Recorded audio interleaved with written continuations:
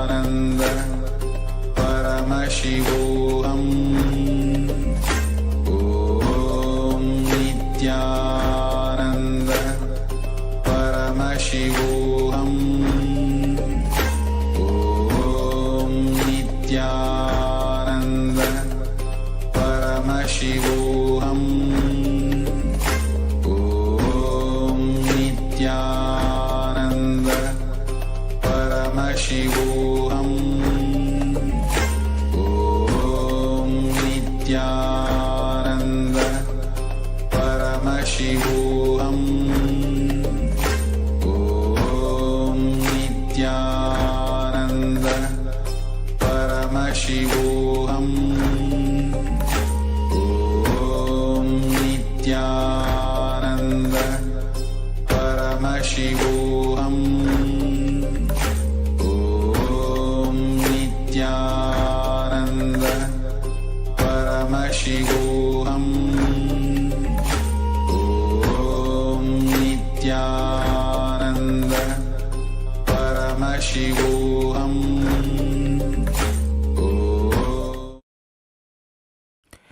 Nithyananda, I request all the participants who are here for being seated here to get ready.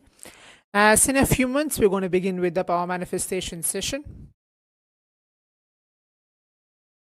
Manifesting the powers of Paramashiva.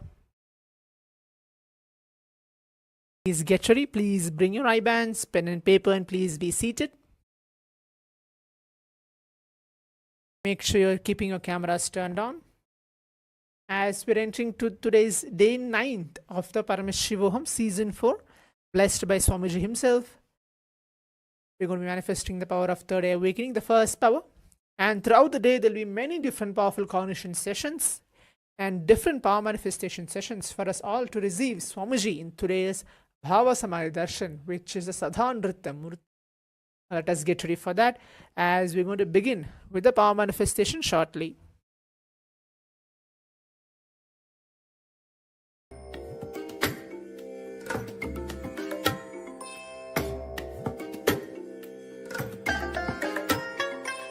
I bless you all. Let you all open all your three eyes and manifest the powers of Sadashiva. Om Nithyananda Paramashivoham. Om Nithyananda Paramashivoham. Om Nithyananda Paramashivoham. Om Nithyananda Paramashivoham. Om Nithyananda Paramashivoham. Om Nithyananda Paramashivoham. Om Nithyananda Paramashivoham. Om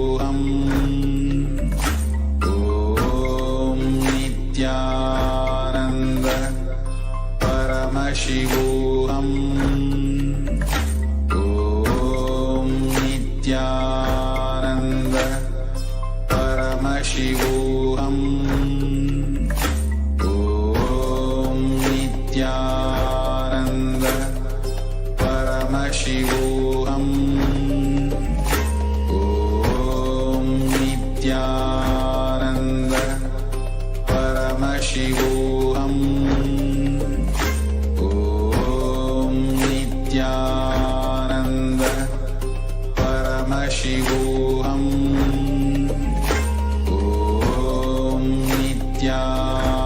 Nithyananda Paramashivoham.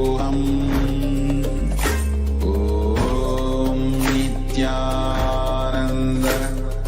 Paramashivoham. Om Nithyananda Paramashivoham. Om Nithyananda Paramashivoham. Om Nithyananda Paramashivoham. Om Nithyananda Paramashivoham.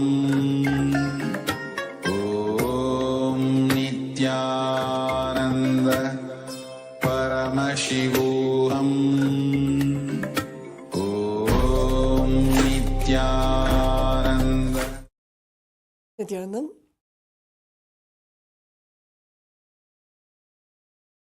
Welcoming all the Paramashivoham participants to this beautiful day of the day 9, season 4 of Paramashivoham.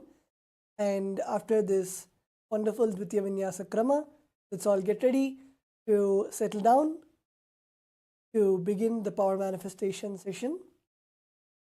We'll be manifesting the power of third eye reading. Make sure you're seated, make sure you have the eye bands ready.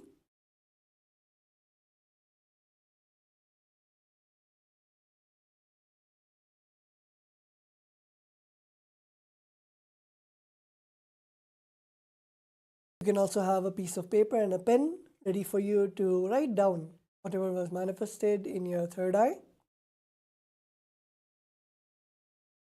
Let's get ready to begin the power manifestation. I request all the participants to please tie your eyes. Please sit down comfortably, either in Vajrasana, Sukhasana or Padmasana. Sit with your head, neck and spine in a straight line. We will now be beginning the first round of the power of third eye reading.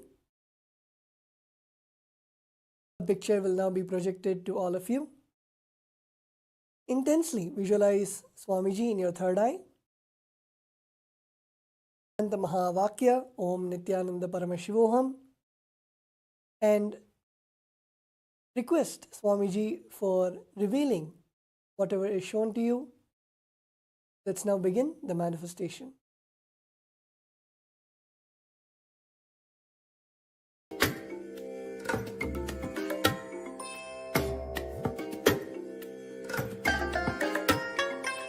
I bless you all. Let you all open all your three eyes and manifest the powers of Sadashiva. Om Nithyananda Paramashivoham. Om Nithyananda Paramashivoham.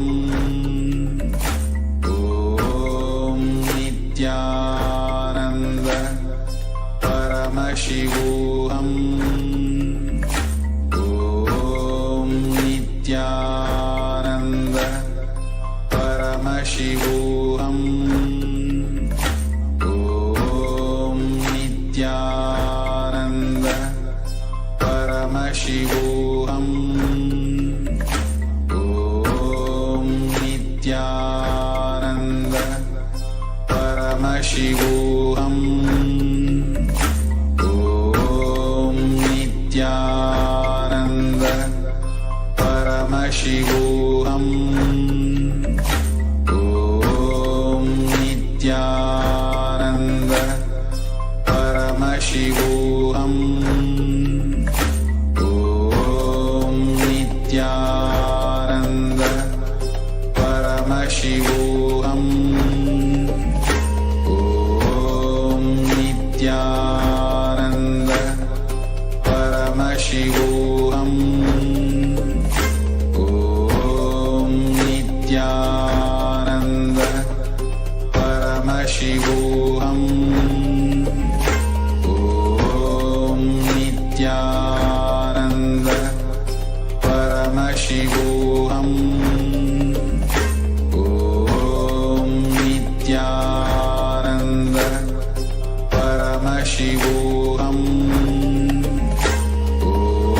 Om Nithyananda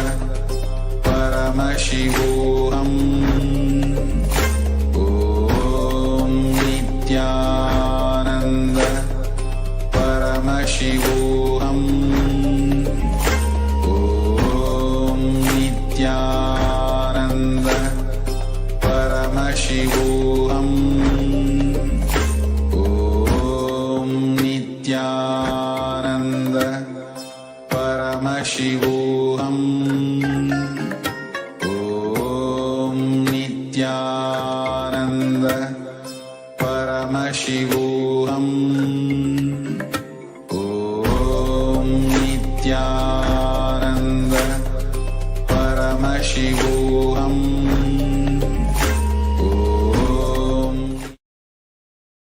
Nithyananda. Please relax. You can now slowly open your eyes. Relax. And you can start typing down in the Zoom chat whatever you are able to see in your third eye, whether you're able to see the shapes, the colors, the pictures, or any letters, whatever you're able to see, start typing it down without any self-doubt, self-hatred, self-denial. Exactly whatever Bhagavān, whatever Swamiji has shown to you through your third eye, start typing it down. Yes, Zachariah is saying blue light.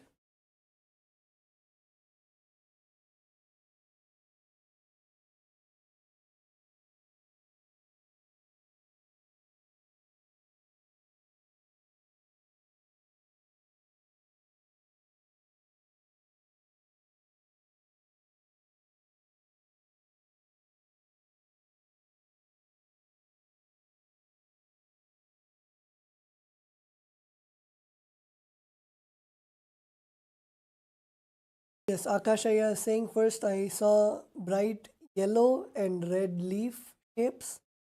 Later everything was white. Okay, wonderful.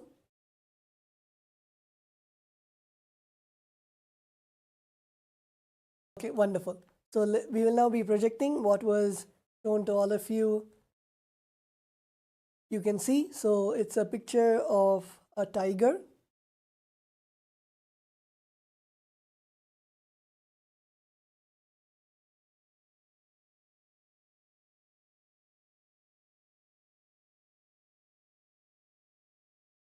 So we can see that, yes, like how Akashaya said, leaf shapes are there. So you can see the tiger. You are able to see the tiger or the colors of green, black, white, orange. It's wonderful. We will now be beginning the round 2 of the manifestation. We have another beautiful round. So whether you manifested or did not manifest, have each round as one new experience that you are having with Paramashiva. So don't have either the greed or the fear, and just allow Swamiji to flow through you. So let's all close our eyes. Please make sure that you have the eye band and you are tightly covering your eyes so that there is no light.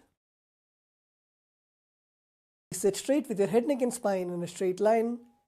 Visualize our beloved Swamiji in your third eye. And intensely chant the Mahavakya, Om Nithyananda Paramashivoham. And let's begin the round 2 of the manifestation.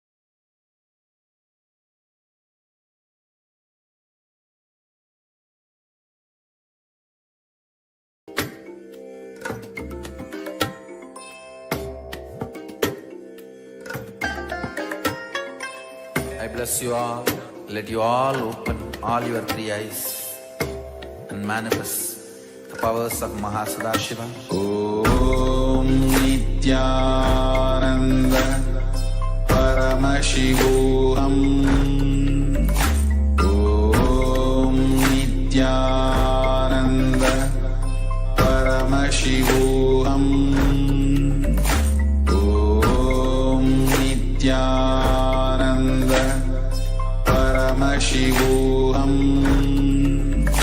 Om Nithyananda Paramashivoham. Om Nithyananda Paramashivoham. Om Nithyananda Paramashivoham.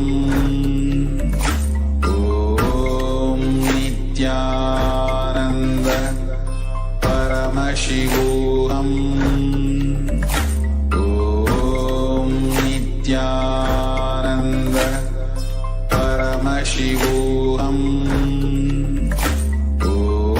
Om Nithyananda Paramashivoham. Paramashivoham. Om Nithyananda Paramashivoham. Om Nithyananda Paramashivoham. Om Nithyananda Paramashivoham. Om Nithyananda Paramashivoham. Om Nithyananda Paramashivoham. Om Nithyananda Paramashivoham. Om Nithyananda Paramashivoham. Om Nithyananda Paramashivoham. Om Nithyananda Paramashivoham. Om Nithyananda Paramashivoham. Om Nithyananda Paramashivoham. Om Nithyananda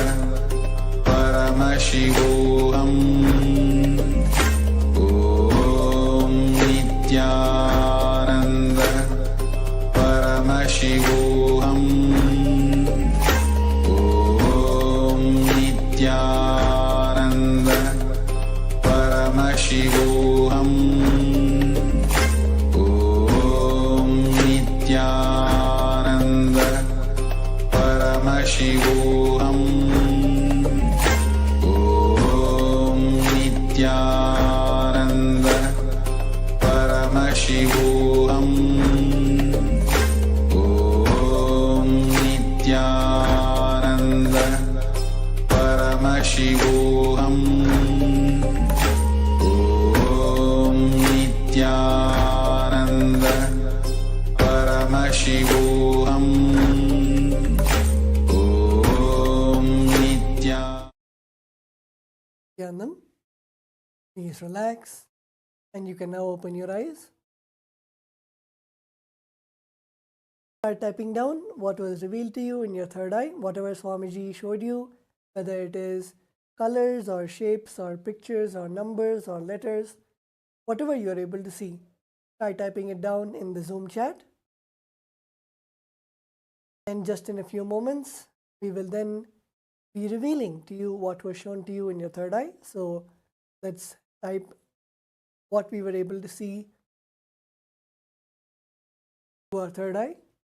Anything which you are able to see, start typing it down.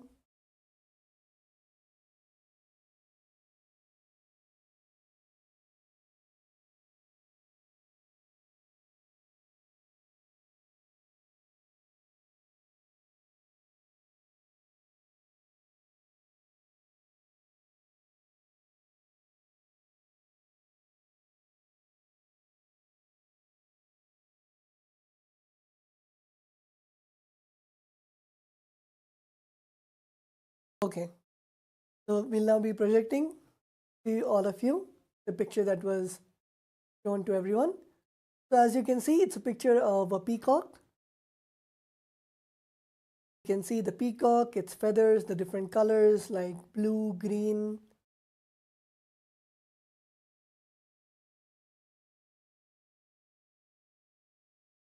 Wonderful. So with that, we will now be moving on to the next section. And before we move on to the next section, let's take a few moments to celebrate what we manifested today. You can take some time to go on social media and tag Swamiji in the social media accounts and request for blessings or share your experience of your manifestation today during the power manifestation session. And let's take a few moments to do that before we enter into the next session for today.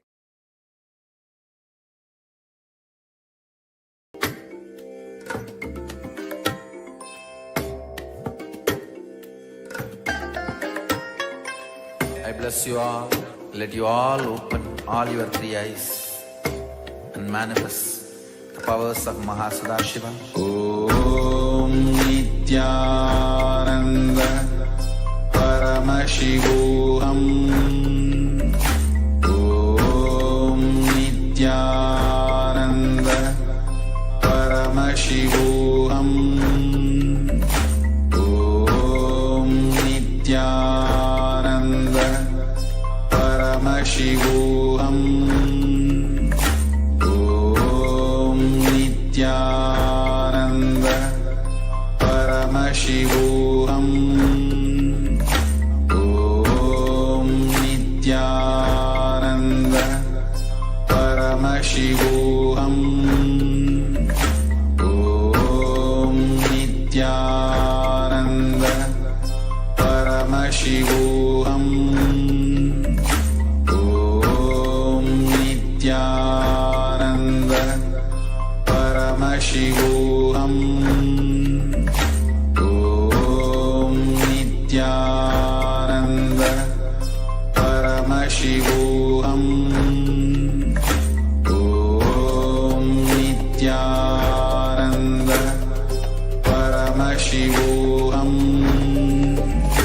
Om Nithyananda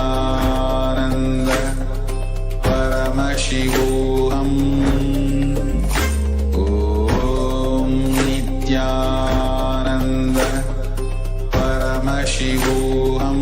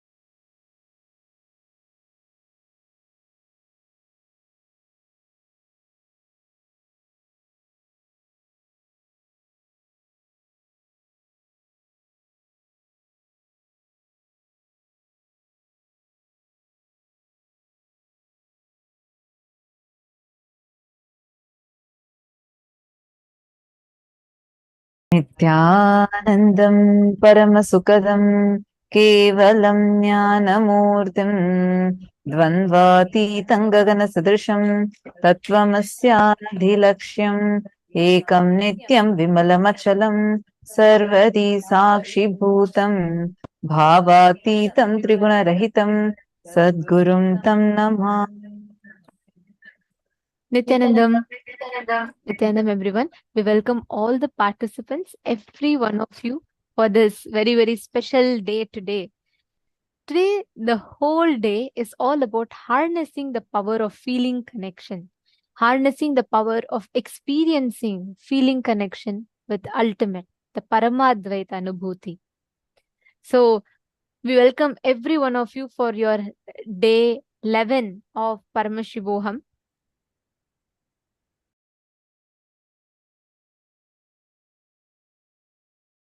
So now, I know all of us had a great yoga session. Did all of you enjoy the yoga session?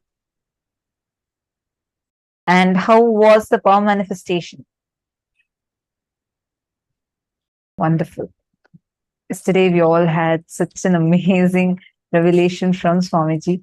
And so many of you all have already watched the Interstellar movie, as Swamiji told in yesterday's session.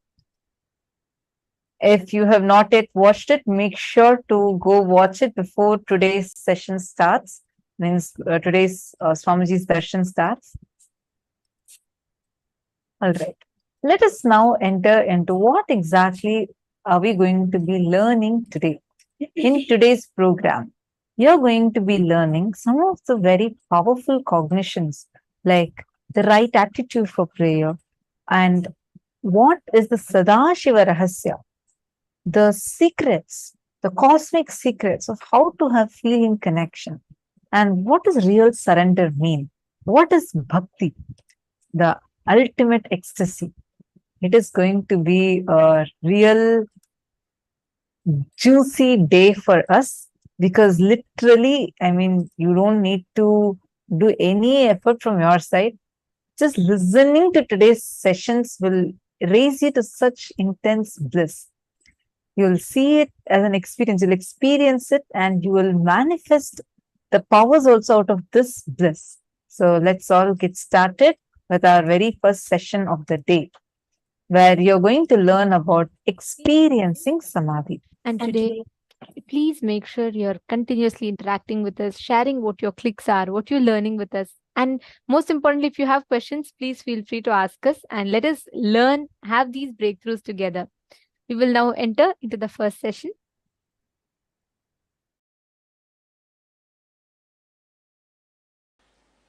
In Bhagavad Gita, 6th chapter, Dhyana Yoga, 9th verse.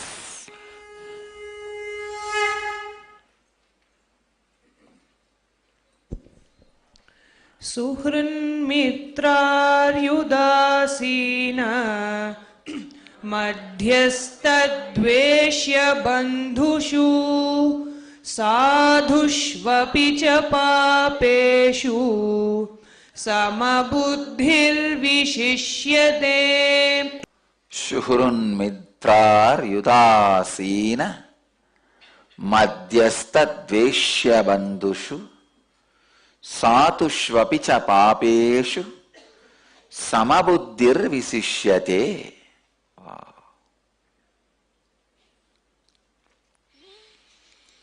The translation: the one who feels the same towards an affectionate person, a friend, an enemy, the indifferent, the neutral, the hateful one, the unfriendly, the noble one, or a sinner, is said to be established in a superior state.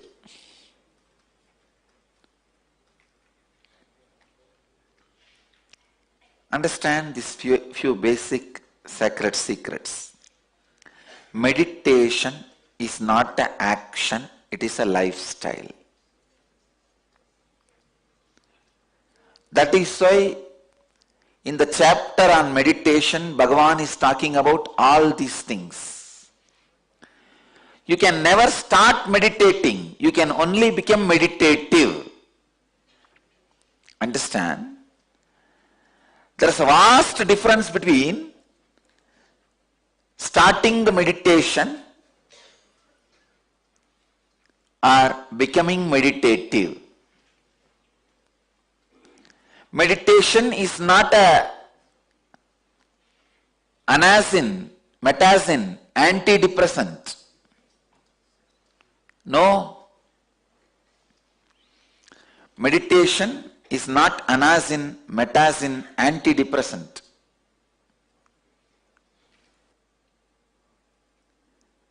Please understand. Meditation cannot be just repairing something in you.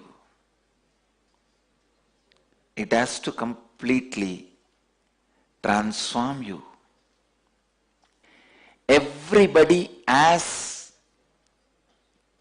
the feeling to become Lord of the universe. You can become. If you make your unconscious into conscious and superconscious, when you make your unconscious into conscious, you will become Lord of you.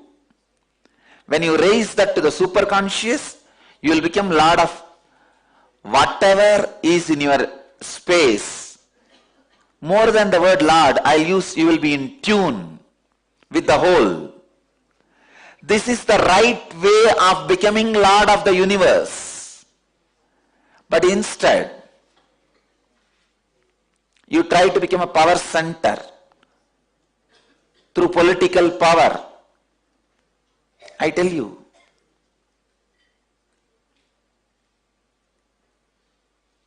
even in the school, the class leader, it is nothing but political power.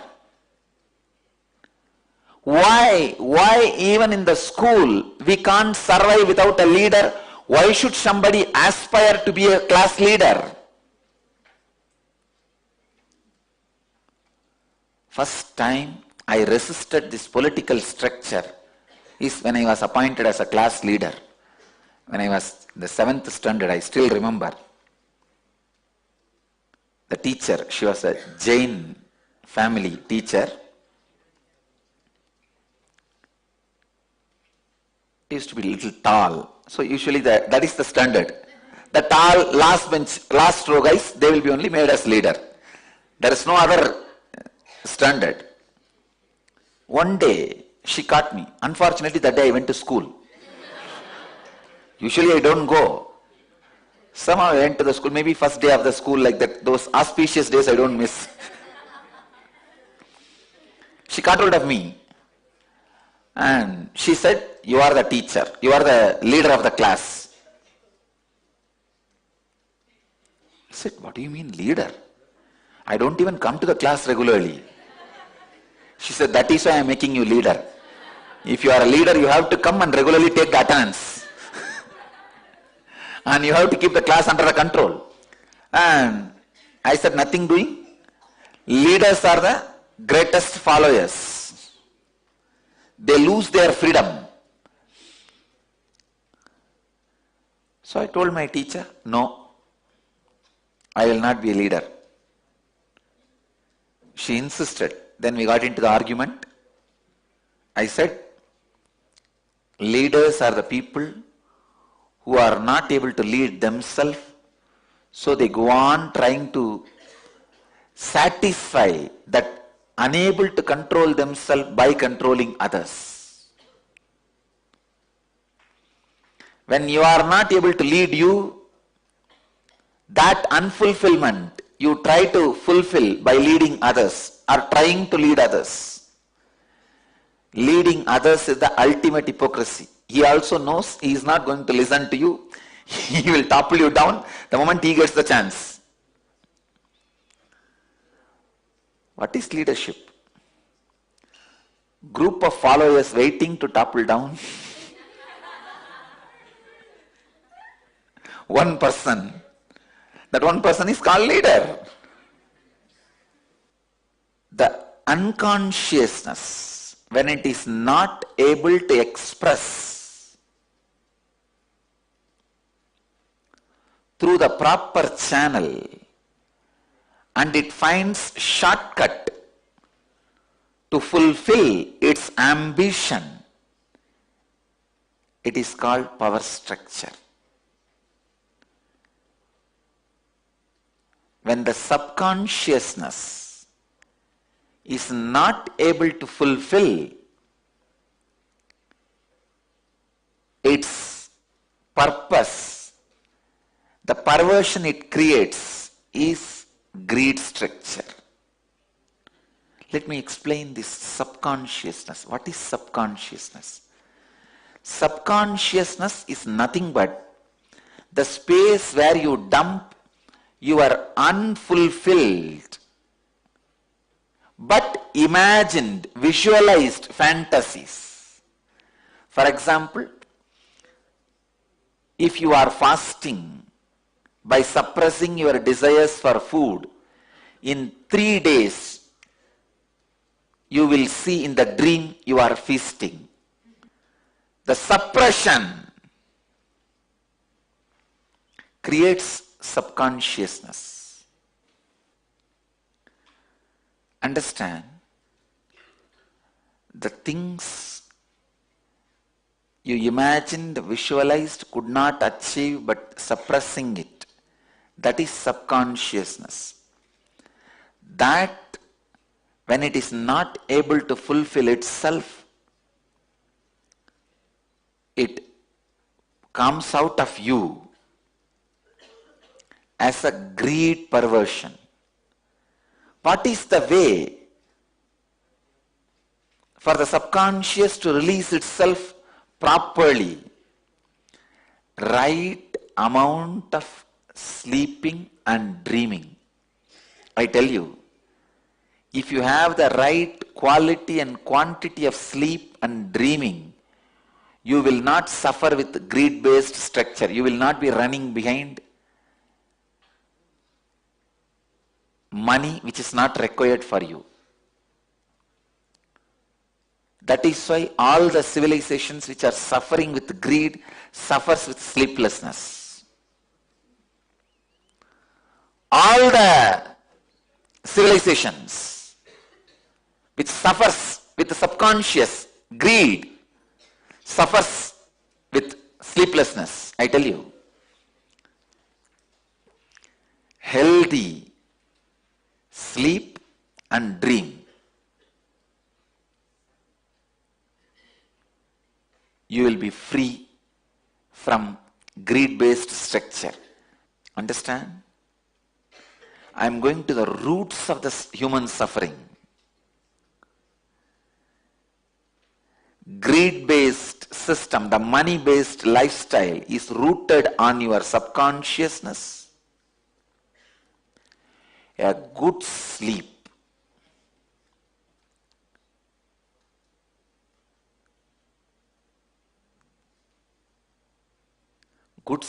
will naturally have the proper period of conscious dreaming.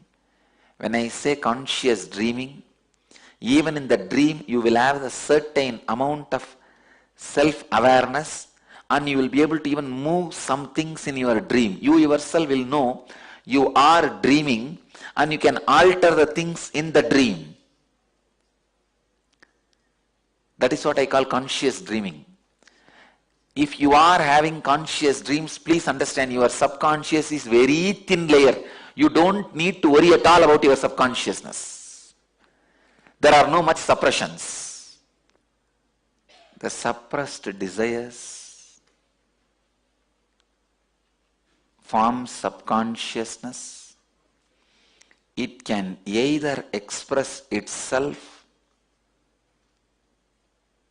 properly through the dream state, conscious dream state, and liberate your system from its influence. But when you don't allow that conscious dreaming and the good quality quantity sleep, it overtakes you, just overtakes you. And the system you create is greed-based money system. the collective suppressed subconscious is responsible for the collective belief, mass hysteric belief. That's the right word I'll use. Mass hysteric belief of money. Next, when the unconsciousness means you just don't know what you are missing, but you are missing something. When you know what you are missing, it is subconsciousness. When you don't even know what you are missing, but you are feeling you are missing something, is unconsciousness. When you don't miss anything, it is consciousness. When you become Mr. of the universe, it is super consciousness.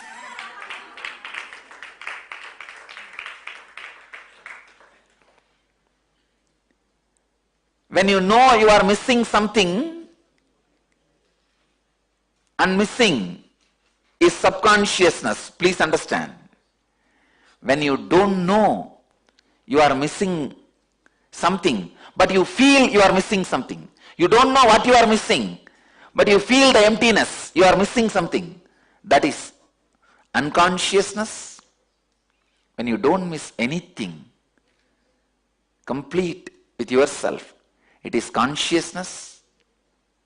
When whole universe feels the fulfillment through you, it is super consciousness. Understand this unconsciousness. You don't know what you are really missing, what you really want, but you feel emptiness. That is why you think, oh, if I become MLA, I think I'll feel fulfilled. If I become MP, I'll feel fulfilled. If I become president, I'll feel fulfilled. If I become prime minister, I'll feel fulfilled. Unconscious man acts as if he is going to fulfill others' subconsciousness so that he can become leader. That is why the politicians always give big promises. They give you the feeling, I will fulfill your subconsciousness. And the same way, subconscious fellows promise the politicians that we will fulfill your unconsciousness. It is subconsciousness scratching the back of unconsciousness and unconsciousness scratching the back of subconsciousness. This verse, Suhrun Mitrar Yudasina Madhyastha Dveshya Bandhushu Satushva Vicha Papeshu Samabuddhir Visishyate. Samabuddhir Visishyate. Bhagavān is revealing powerful truth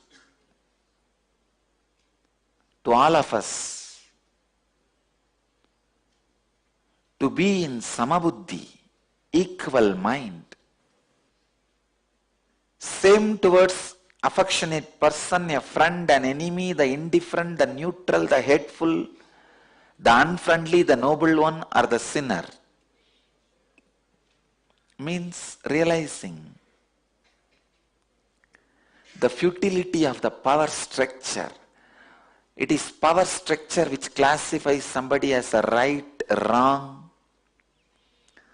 good, bad, neutral. It is your ambition towards the power structure and the ambition damaging you. Please understand, when the political thought trend damages your consciousness and mind, that makes you believe that somebody is good to you, somebody is bad to you, somebody is neutral with you, somebody is good to everybody, somebody is bad to everybody. See, if somebody is good to you, he is your friend. If he is bad to you, he is your enemy. If he is neither good nor bad, he is neutral. If somebody you are made to believe by the political structure, he is bad to everybody, he is called sinner. If you are made to believe by the political structure, he is good to everybody, he is sadhu. I tell you, it is all just PR exercise. Simply PR exercise. All the ideas you carry, somebody is a saint, somebody is a sinner, somebody is friend, somebody is enemy, are all just forced on you after completely deluding you by the strong beatings. It is like somebody hits you on the head, you are reeling. At the time he says, I am the big guy. Naturally, what will you do? You will say yes and fall.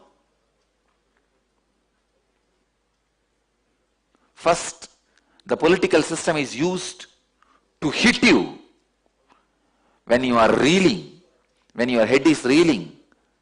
Then they claim, see, I am in this post. He is the good, he is bad.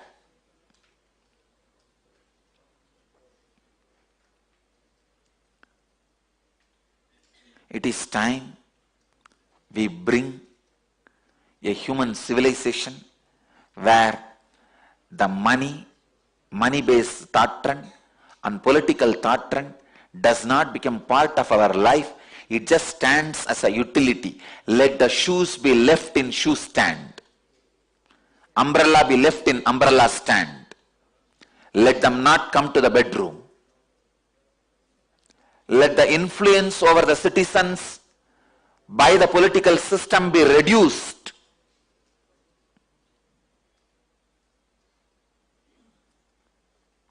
Let the influence of the money thought trend over the citizens, humanity, be reduced. Let them be just for only utility. Let it not become lifestyle. Unfortunately, politics became a regular business. Business became ambition to have power over politicians. When the business gets the ambition of power over politicians, and the politicians decide to make their lifestyle as a business, both corrupt each other and destroy humanity. So the idea of saint or sinner. What is saint or sinner? If you are made to believe one person is doing good to one person, that one person is called your friend. If you are made to believe that one person is doing good to everyone, he is made to be believed as a saint. Saint or sinner, good or bad, is all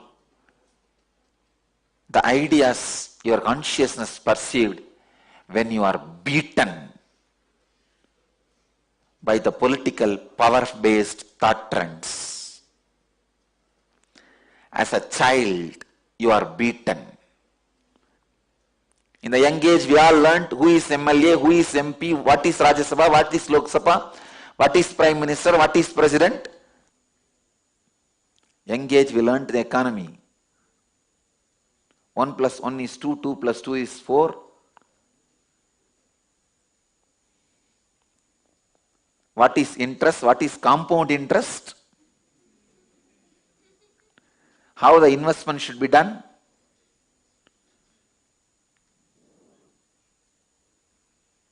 My Gurukul kids should know. There is no 1 plus 1. There is only one, which is beyond one. The one itself was created for utility. And the 1 plus 1 is also utility. Things which you created for utility, when you became utility for them, it is like you create fire for you cooking and eating, but fire eats you. You create fire for your eating, but suddenly fire becomes big and eats you. People who are eating from the fire are conscious beings. People who are eaten by the fire are unconscious and subconscious beings. Here Krishna says, wake up, be a conscious being. That is what I call inner awakening. Waking up to the facts of power-based political thought trends and protecting yourself is yen leadership. Waking up to the facts of greed-based money thought trends and protecting yourself is yen wealth. Let the wealth be enlightening wealth. Let the leadership consciousness be enlightening leadership consciousness in you. It is so unfortunate. Even some of the most intelligent people are caught in this thought trend and unable to come out of it. Understand the roots of why you feel somebody is friend, somebody is enemy, somebody is neutral, somebody is good, somebody is bad. Then you will understand all your ideas are just ideas. When you realize that, everybody will be graceful. The moment you feel everything and everybody is graceful, that is when you achieve what Bhagavān calls samabuddhir visishyate. Let your thought trend be repaired, purified, cleansed. Let the political thought structure, which is unconsciousness based, and the economical thought trend, which is subconscious based,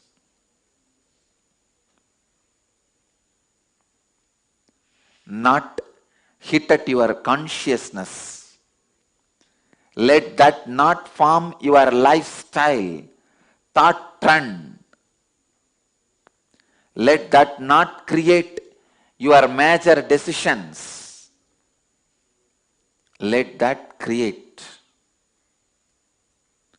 right understanding about life in you. Let you become Jivan Mukta. Understand?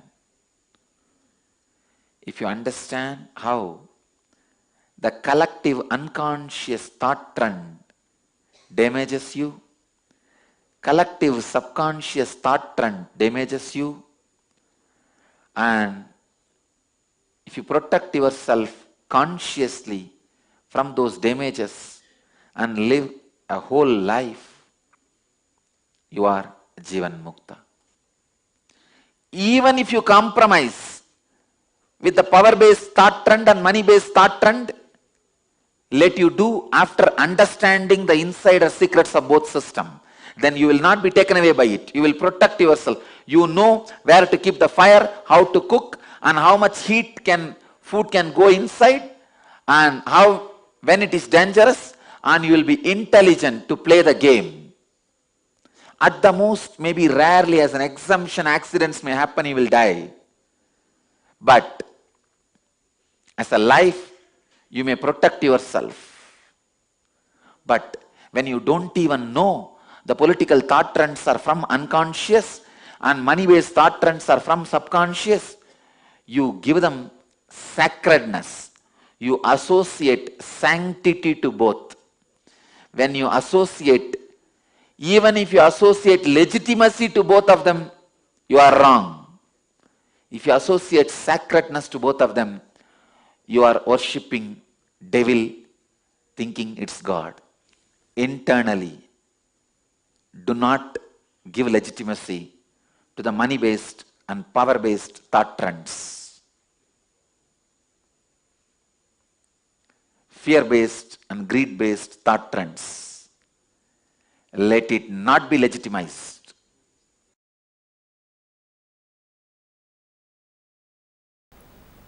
So all the outer world rules and regulations, whether it is simple traffic rules or the law of the land, is based on the action performed. Commission and omission of acts, because outer world can understand only that, outer world functions only with that, outer world can measure only up to that.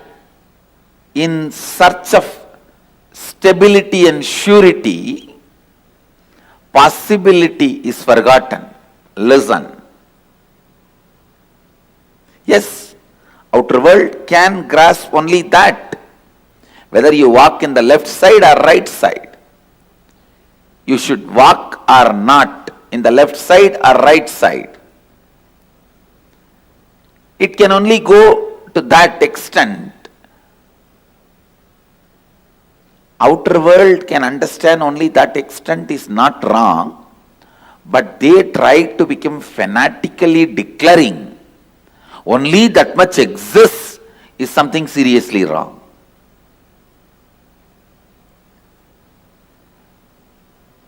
The outer world, materialistic beings, developing rules, regulations, laws, whether we should walk in right side or left side, whether we should go in left side or right side, whatever. Forming those rules, nothing wrong, useful for day-to-day life. But when they try to declare, there ends the matter of life. Nothing further exists, something is seriously wrong. Then something is seriously wrong.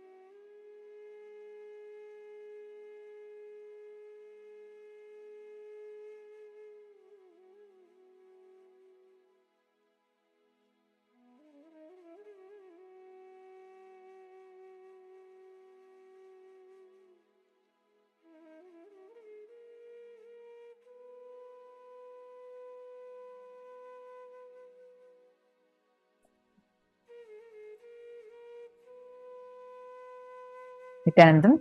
So beautifully, Swamiji had revealed to all of us about what is the real meaning of Samadhi. What is it? Like what are actually thoughts? How are these thoughts actually incompletions? They are not letting you to be in tune with the reality. Understand?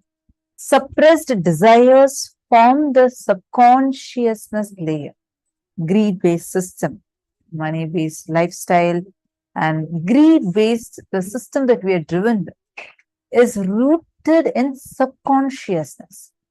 A good sleep with conscious dreaming, where the suppressed desires express themselves, and even in the dream, you will have certain self-awareness, and you will be able to alter the things in the dream, will ensure that the subconsciousness doesn't contribute to the collective mass hysteric belief of money.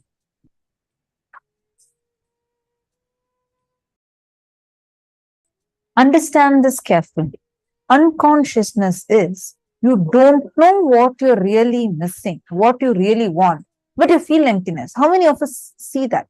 Many times you don't even know what is it that you're running for. What is it that you're so badly missing in life? What exactly you really, really want. But there is one thing inside you that constantly makes you feel like empty, not fulfilled. And then you try to project that desire onto something else, thinking, okay, probably this might be it. This might be bringing me that real fulfillment. Probably that might be the source that I'm waiting for. How many of you have experienced this?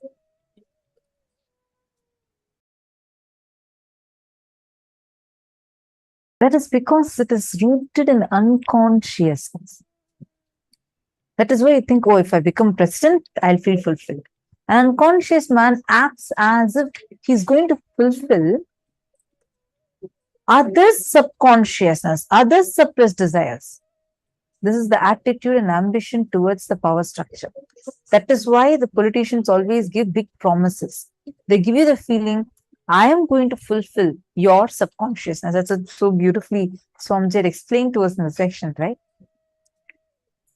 The subconsciousness based driven, like unconsciousness based driven society is the root cause of all the problems we are facing, whether it's climate crisis or it is the problem like war or terrorism. Parashakti had even warned, saying there is every possibility for a war to happen.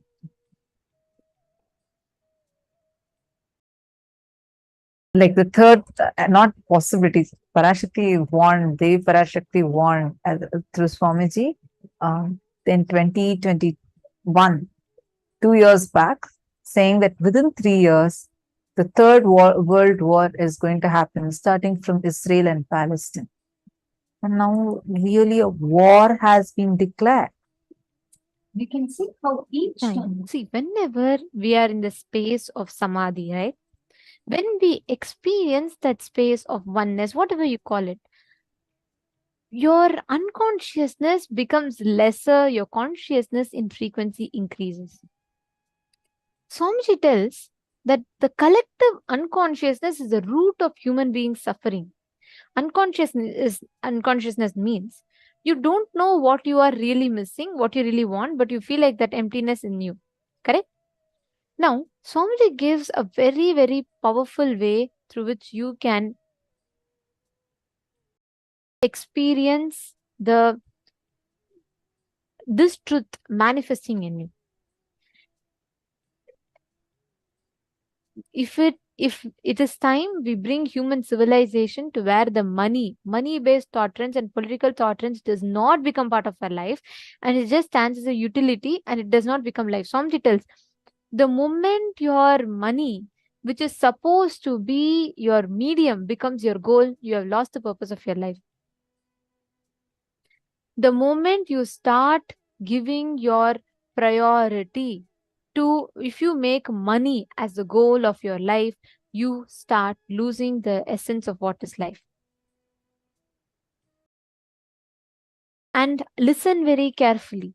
If you just cognize this one truth in you, you will understand the whole gameplay of how exactly life flows. Let's do one thing, okay? I request each of you to pen down examples from your own life for both these roots of suffering. The things you imagined, visualized, but could not achieve.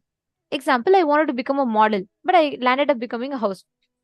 Whatever is the thing you wanted, like we'll say, from my young age, I was dreaming of becoming like a doctor, but I couldn't. I became an engineer. Write down the things you wanted to achieve, but you didn't. But you don't know what you're missing, and you're missing something. For example, you'll say, oh, if I become MLA, I think I'll feel fulfilled. If I become MP, I'll feel fulfilled. If I become president, I'll feel fulfilled. How much ever you achieve, you still feel like you're missing something. Can each of you write down examples for these two? Please take a few minutes and pen down.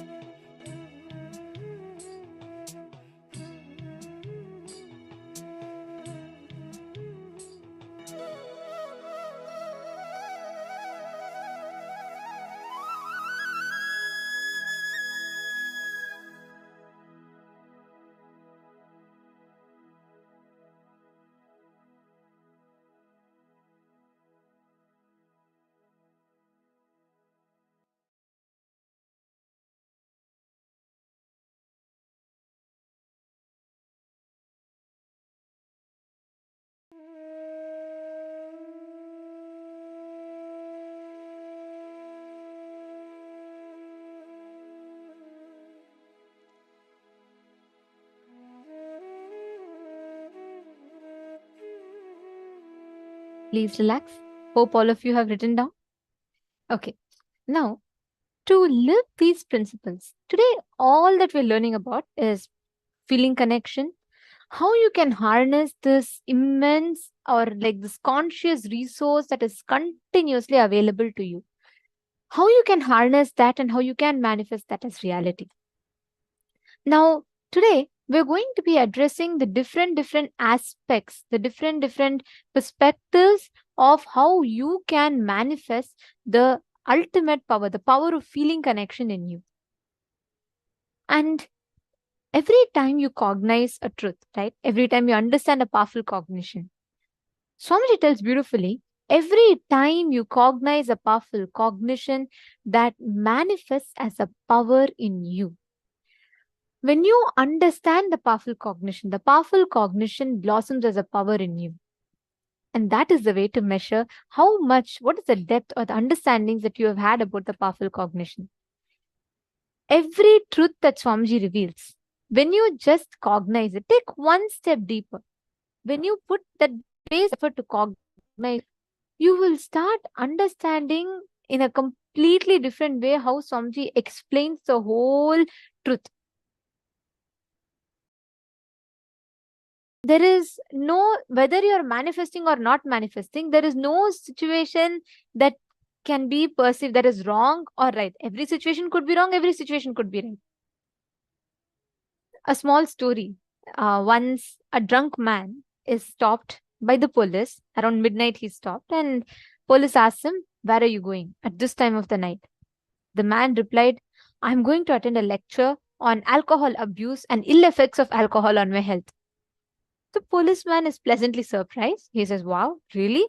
Interesting. But who is giving you that lecture at this hour of the night?" The man looks at him and says, "My wife, of course." See, every situation in life, it's up to you how you want to take it. Good, bad, right, wrong. But there's no fixed. Just because you're not manifesting does not mean you are not able to manifest. Just because you're manifesting does not mean you are going to be manifesting forever. That nothing means anything. You are just going to see life as it is. Do not add your prejudice. Do not add your fixed notions or opinions of what situations are trying to tell you. Are you all understanding? I have a request from every one of you here today. The best news for you all is today, nothing, not even 1% is something that you need to plan, prepare for. Not even 1% of what we are learning today is something that you need to put an effort for. Only Swamiji can give you. There's a very beautiful line in Tamil. One of the great enlightened masters, he sings, "Avanarulale avantal vanangi," means even to have Guru Bhakti, you need to have the grace of the Guru. The very fact that you all are sitting here, you have taken the time, 16 hours of your day, dedicated it to learn this, means you have the grace of Paramashiva. Swamiji has chosen to manifest in you as this form in this dimension today. So you don't need to take an extra effort. You don't need to put something extra. Today, everything that is coming to you is your bonus. It is nothing to do with your capabilities. Don't worry about whether you can do it, whether is it achievable for you. Nothing is achievable for us. If it is about our qualification, it will always be in doubt. Right now, it is Paramashiva, Swamiji giving it to you. Understanding? I see a wide smile on people's faces. Don't worry, that whole responsibility, the stress is not on you. There is a person who's much more experienced than you. There's a person who's much more, who's done all this much more, who knows, who's a whole master of this. And he is taking care. If I have to tell in the way Swamiji told yesterday, our future self is taking care of us. So you don't worry about your current results. Yesterday, I think one of the participants has posted that, my future self is so beautiful. My future self is so graceful, so nice. So enjoy your future self, which is reminding you about your current, your present today, which is telling you, which is screaming out to you from the future that, hey, you are Paramashiva. I am your future. You are manifesting me. Remember that, okay? Do not let your doubts beat you down saying, oh, you can't do it. This is not possible. That is not possible. So relax from all that and let's all enter into the power manifestation. How many of you are ready? Put yes in the chat. Let's see how many of you are ready. Yes. Okay, I'm getting yes. Come on, male bodies room. Thank you. Guru Prasadini Ma. Thank you. Ma Mary Claire. Okay. Ma Pe Hua. All right. Any of you posting?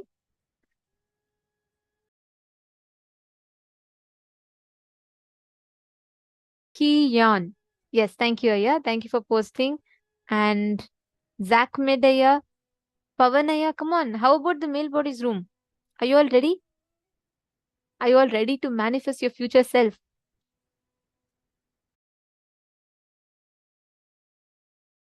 Akash Jaranamazaya is saying you have a whole list of questions.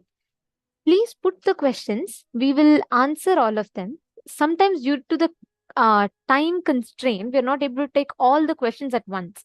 So because many of you tend to put questions all at once, so sometimes it may get missed, but typically we do our best to answer everything. Even if it gets missed, I have a request for you, Aya. If you could please put your questions again. Like every time we come and conduct, when the video is not happening, you can feel free to post your questions and we will take it. Even if you think it's not really answered or you really want to hear and it got missed, please do not hesitate to post it once more. We will surely do it. There's no other reason we don't answer other than maybe we missed your message. So you can feel free to post all your questions. Okay. Jian Chang has posted, the master's lesson yesterday was great, especially his enlightenment on Paramashiva, where the illusion of me walking stairs diminished a lot. Beautiful. See, understand that is how Paramashiva, that's how Swamiji wakes us up to reality. It is not like, I used to always think enlightenment means one man will meditate under a tree, suddenly some golden light will glow in him, and then suddenly everything will change. But with the Guru in life, enlightenment will be so fun, so joyful. Like, the whole process, you will learn a lot and you'll be enjoying the whole process. It will not be like something you have to do a lot of tapas and struggle for. Okay, so let's enter into the power manifestation now. Today, we're all going to be manifesting the power of Aushadha Darshanam, the ability to identify solutions for any problem. Whenever you are in the space of feeling connection, right? Your ability to identify problems, the reactions in life will reduce. You will be able to identify the exact problem, the source, and the solution just out of your conscious will. This is the exact power that we're all going to be manifesting now. And joining with us for this session is Ma Nitya Shambhavananda, and she is also one of the acharyas of our Paramashivoham, and she will be here, who will be taking us through how exactly we can manifest, what breakthrough, what is the exact cognition we can have to manifest the power, manifest this power of Aushadha Darshana. Shall we all start?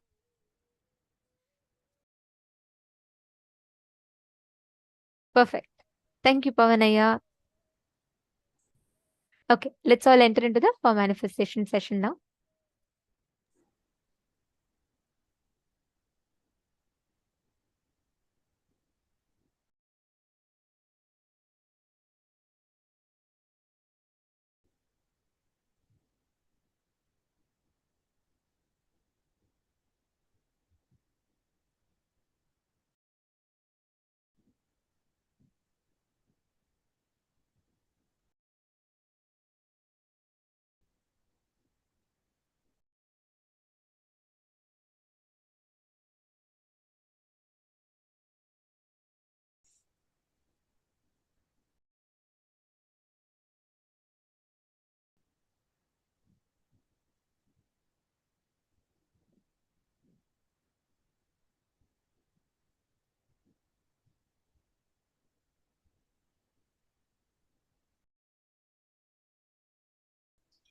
Now, let us enter into the power manifestation.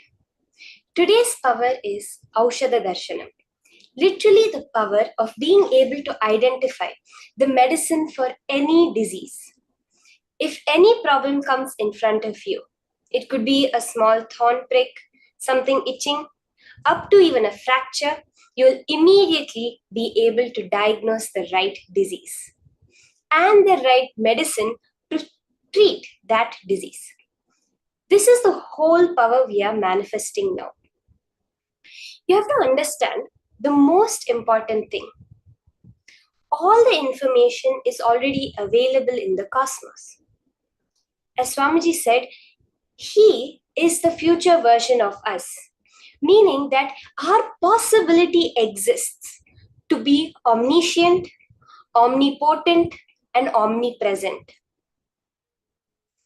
When we want to access this super conscious brain of ours, it's like, we have a remote server and you log into the remote server to access a further variety of abilities, apps, different things.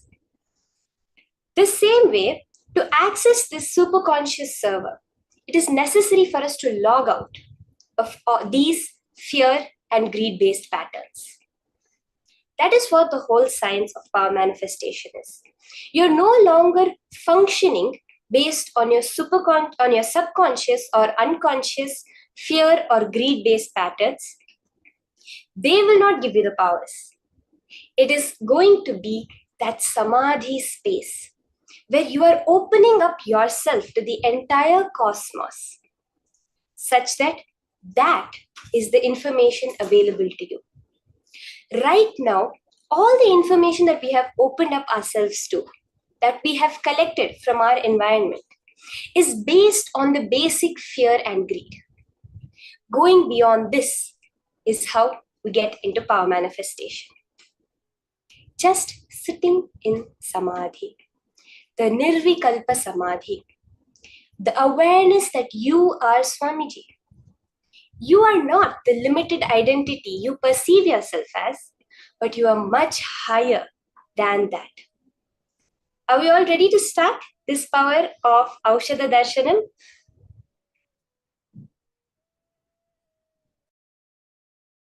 Yes. So let us start with the Shastra Pramana for the power of Aushadha Darshanam, the scriptural reference where Paramashiva himself revealed about this science. The Shastra Pramana is from the Shiva Samhita 5.81 to 82, Panchamav Patala. Tasmin dhyanam sada yogi karoti manipurake tasya patala siddhisna nirantara sukhavah ipsitancha bhavel loke dukkharoga vinashanam kalasya vanchanan chapi paradeha praveshanam jambu nadadikaranam siddhanam darshanam bhavet oshadhi darshanam chapi nidhinam darshanam bhavet.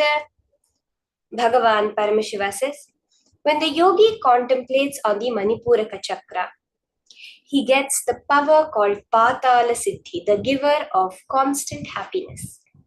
He becomes the lord of desires, destroys sorrows and diseases, defeats death, and can enter the body of another. He can make gold, see clairvoyantly, identify diseases for medicines, and see hidden treasures.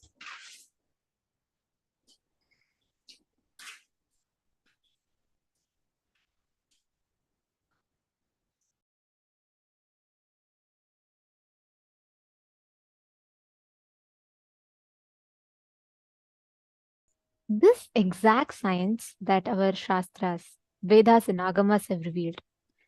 We all should understand. You may be wondering, okay, what does it mean exactly? What does this power mean? To be able to find the exact source of the disease and the medicines? Please understand, Aushadha Darshanam is your ability to find the cure for any disease, not just physical. It includes the levels of physical, physiological, psychological, and the mental patterns that you carry. Actually, I'll have to tell you all this one incident. Okay, there was one Adinavasi who was very, very allergic to milk. From her young age, she's never had ice creams, she's never had sweets, she's never had milk, chocolate milkshake, nothing, right? So she had extreme lactose intolerance, and she was having a lot of skin reactions will happen in her. So what had happened was she was going for a lot of these treatments, and doctors couldn't really do anything, and they said she had to completely avoid it. Like, it was to such an extent that even if there was a trace of milk in the food, she would really react to it. So you all can imagine, right, how bad it must have been. Do you all know how Swamiji cured it?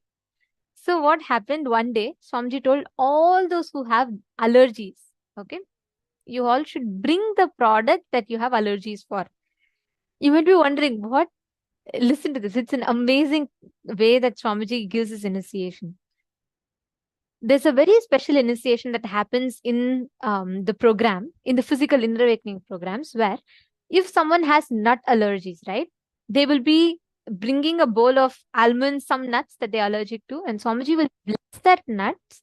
They will eat that nut right in front of Swamiji, and they will walk out of the stage without having any such allergies. So this particular Adinavasi, so there was one ice cream that she really wants to enjoy, but she could never really taste it because she never really could eat anything that has milk. So Swamiji once called her, and that day of the program, Swamiji ordered for the inner awakening participants, lot of ice creams were given, different flavors, and she saw everyone enjoying the favorite flavor of ice cream. She couldn't even touch it. Inside her, she was like, Swamiji, why? And that day, Darshan, Swamiji called her, and Swamiji told her to get her favorite ice cream. So she was thinking probably Swamiji is going to give it to others and she's just going to pass it to Swamiji. She went to the stage. Swamiji blessed her and Swamiji said, eat it now. She was shocked. She said, no, Swamiji, I have allergy and it is like there's so much reaction happens. Swamiji said, just eat it now.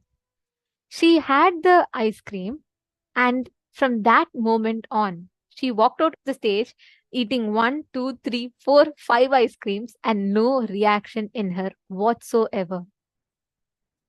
Logically, if you see, a person who's having allergic reactions to a certain food item, they're not supposed to be eating that item. That's not the solution to cure. Try it. Normally, if someone has nut allergy, how much ever they eat, it'll increase. It'll aggravate the allergy even more.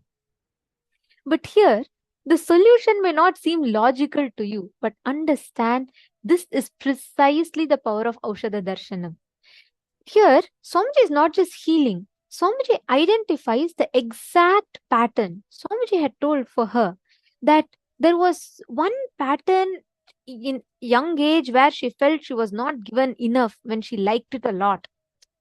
That deprivation made her start resisting that item, milk itself, because of which for almost 30 years in her life she had suffered. Swamiji said, when Swamiji actually healed, because she asked Swamiji, how did you do this? All these years I was suffering, no doctors could cure it. Swamiji said, Swamiji didn't do anything. What Swamiji did had nothing to do with the allergy that she had, but Swamiji just gave her love. Swamiji made her get a box full of these ice creams, and Swamiji gave her so much of that in abundance. Her whole pattern got so fulfilled, and it just completely broke. Understand, this is exactly how you manifest Aushadha Darshanam. The science is very simple. Not just identifying logical solutions. We have so many doctors for that. Here you're going to apply the superconscious intelligence. What does that mean? What manifests in your inner space when you connect to Swamiji? Understanding? This is the exact experience. Kian here, don't worry. Same healing applies to your mother also. Just make her sit in darshan. Come on. We all have Paramashiva, our future self. That's what is ringing in me constantly since yesterday. So you just tell Swamiji, look, my mother is having this problem. You please heal her. You leave it to Swamiji and you just bring her, let her sit.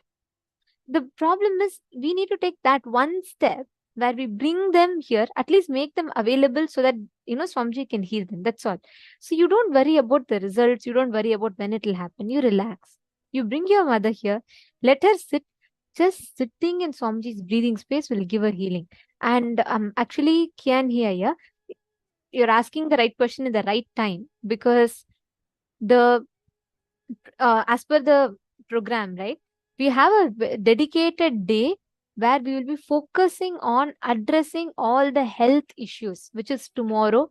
All the health related problems, healing, receiving healers, initiation, everything is going to be happening. So if you could bring your mother tomorrow, that's the right time to bring her, so that she can have the experience, not just receiving the initiation and darshan, she will also understand the science of being healthy. Pavanaya is asking what Aushadha is best for identifying the patterns in our subconsciousness. The Aushadha called Swamiji is the best Aushadha. Just constantly connect to Swamiji, sit here, digest the powerful cognitions, manifest powers. When you manifest powers, you will not just have the knowledge, you will have the experiential understanding of the knowledge. Okay. All right. So there are tons of stories like this. If I get started with telling these stories of how Swamiji does this healing, it'll never end. But I wanted to share this because this is exactly the science behind Aushadha Darshanam. It's not logical. You can't say, oh, I know this person has diabetes, so logically, if I see this is the solution they're supposed to have, let me tell this. No, don't do that. Sit, connect intensely. You will actually see Swamiji will reveal the solutions to you. But of course, tell your partners, whomever you're going to be manifesting with, you're going to be making it clear you're only getting trained for it. It's an initial level training, practice. And slowly that will build on to, for you to start manifesting this power 100%. Like Swamiji, right? Okay, so now let us get ready for the power manifestation.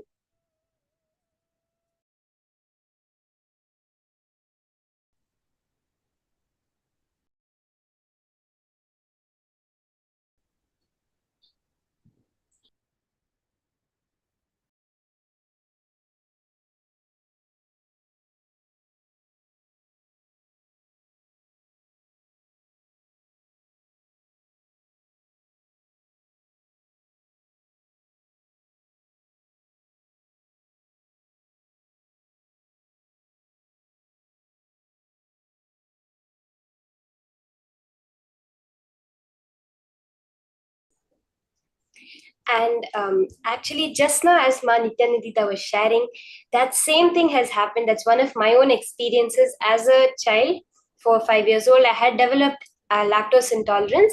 It was not very severe, but there was lactose intolerance where I get severe stomach pain if I had even a little bit of milk. And this is the exact same process during the program that Swamiji did, where I took 3 bowls, one with butter, one with curd, and one with, I think, ghee in it. And milk, sorry. And I went to Swamiji. Swamiji just blessed it, and in front of Swamiji, we had the items. And from the next day onwards till today, from the age of 5 till now, almost 15 plus years, I've had no problems with any sort of problems with having lactose, having milk, or anything like that. That is the power that Swamiji has. And that is what all of us are manifesting. Each and every one of you are going to be scanning a particular medicine. So to get you started into the power, we have various levels. So you will start with having a picture shown to you, scanning the use of that, or have a certain disease, scanning the medicine for the disease, scanning the ingredients or the purpose of a particular medicine, the target organ of a medicine, various things like this you'll be manifesting to get you comfortable confident with this power of Aushadha Darshana. Now, you will all have a picture shown on screen. Each one of you are going to take that picture and drop it in your inner space. As I said,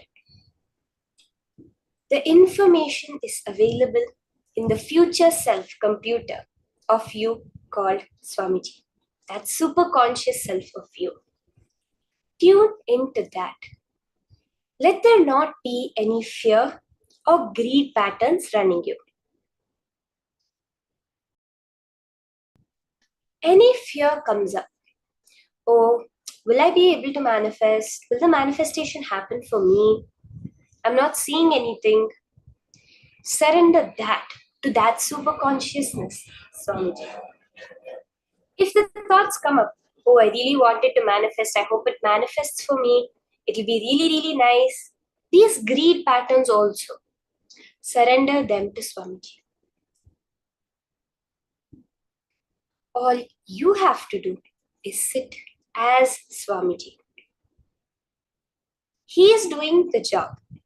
You are only witnessing him manifesting through this component, this tiny piece of holograph of him that you call you.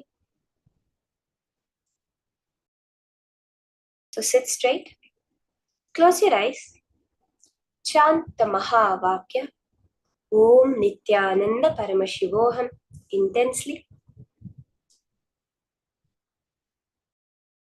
Unclutch from any thoughts coming up. All thought is only fear or greed. Be firm. I want only Paramashiva, Swamiji, within me now.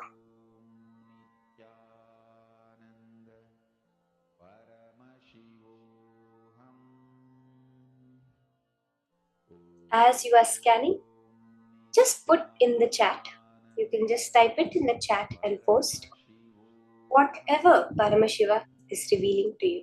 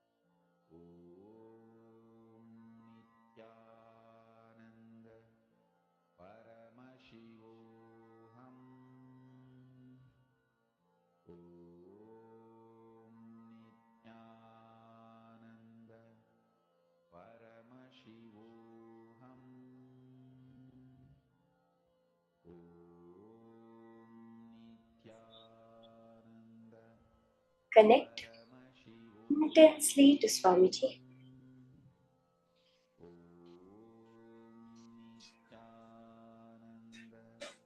Let there be only Paramashiva.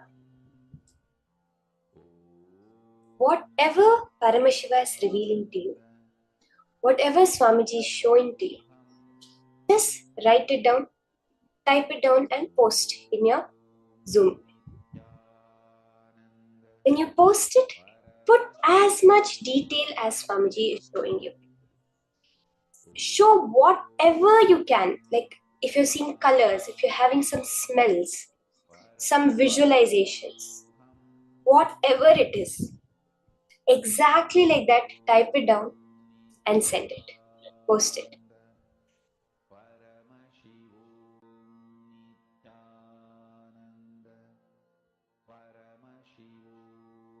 You can start posting your answers as Paramashiva is revealing it to you. What organs does this medicine heal? What are the various benefits health-wise? What, even if the name of this particular plant or herb appears, you can just post it like that.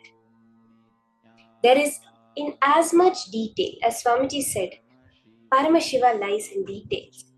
The more and more you go into the details of your post, the more you will be able to recognize the manifestation happening.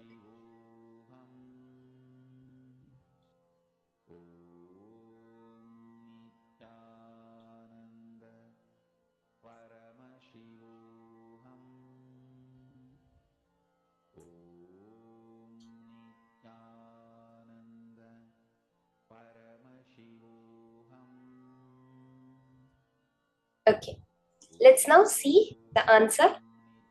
Before we verify, let's see what was the exact picture that was shown. What are the details of the healing properties of this particular herb? So the name of this herb is the Gloriosa lily, the Gloriosa lily. In its indigenous regions of southern and tropical Africa and parts of Asia, the Gloriosa lily has long been valued for its medicinal uses. In Indian Ayurvedic medicine, the plants are used to treat skin conditions such as leprosy, ringworm, itching, ulcers, and bruising. It is also used in poultices to treat arthritis and sprains and snake bites. In parts of Africa, the tubers are used to make eardrops and relieve gum irritation. The leaves, tubers, and sap treat parasitic infestations such as tapeworms, roundworms, and liver flukes. Ash from burnt leaves is used to promote wound healing. The Gloriosa lily sap is used to treat acne also. Despite its use in traditional medicine, Gloriosa plants are not edible. In fact, all the parts of the plants are toxic and should not be ingested, as they contain the alkaloid compound colchicine. In fact, the plants are cultivated commercially as a source of colchicine. Seeds contain a high level of colchicine, an ingredient in some gout pharmaceuticals. It's considered an important medicine due to its traditional uses in the treatment of gout, wound, snake bites, ulcers, arthritis, cholera, colic, kidney problems, typhus, itching, leprosy, bruises, sprains, hemorrhoids, cancer, impotence, and infertility. Okay, let's go through the answers. Kima Sudha Dandapani, you have put that it's heals skin and inflammation. That is so accurate, ma'am, because as you see the whole that it says in Ayurvedic medicine, the whole this plant is used to treat skin conditions.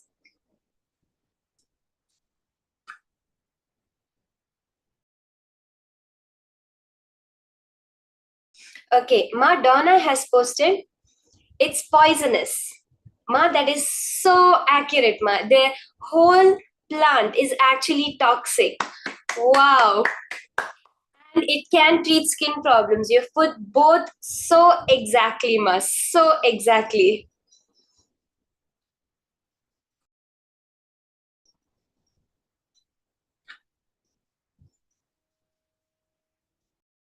So many of you are manifesting so beautifully, posting the skin. I think many people are actually catching on to the fact that it treats your skin. And Madonna, you got it exact.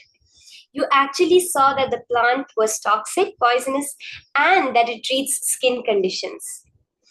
I will tell each and every one of you, when you manifest, when you see that Paramashiva manifesting, understand it's not a small thing. If at all you do this without initiation, you could probably by fluke, by chance, just maybe get 1 out of 100 rounds right. That itself would be a fluke. But to get even a single word right of all the different medicines that are there in the world, the different plants, the different things they can be used for, that you saw itself is a manifestation. You have glimpsed that future self of you, and you are manifesting that in your present every time you do power manifestation. Now, in this same space, let us enter into the next session. Hold that context of manifesting Paramashiva. In the next session, we are going to be understanding a very exciting topic. This topic is about the 5 Kundalini currents we have within us. These are different ways to make manifestation happen. As Swamiji said, why is it that humans, this human being body that we have, is the only body that can manifest enlightenment? It's because of our erect spine. Every being in this world has the Kundalini energy within them, that core energy that creates life. That is awakened due to the erect spine. It raises through our body. We are able to clean the toxins, the patterns from every chakra we have, and manifest our true reality. You have to understand. Now, let's say walking or talking, seeing, speaking. All of these are something we consider regular things, right? Actually, these are all powers. How many people are there who don't have this? Why do we call it a power? Because it's something unique. It's something more than a normal person can do. Even your seeing power is a power for a person who is born blind. That is all the whole science is. You're awakening those powers that are inherent within you, those superconscious abilities that are your nature that you have just forgotten. Let's enter now into the further powerful cognitions from Swamiji on 5 Kundalini currents.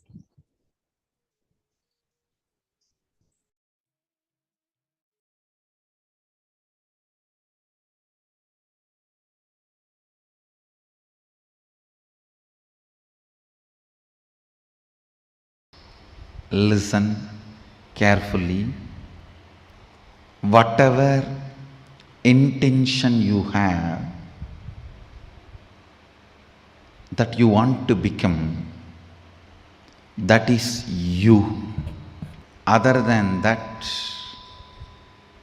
any psychological, physiological, neurological experience, perception you go through is not you.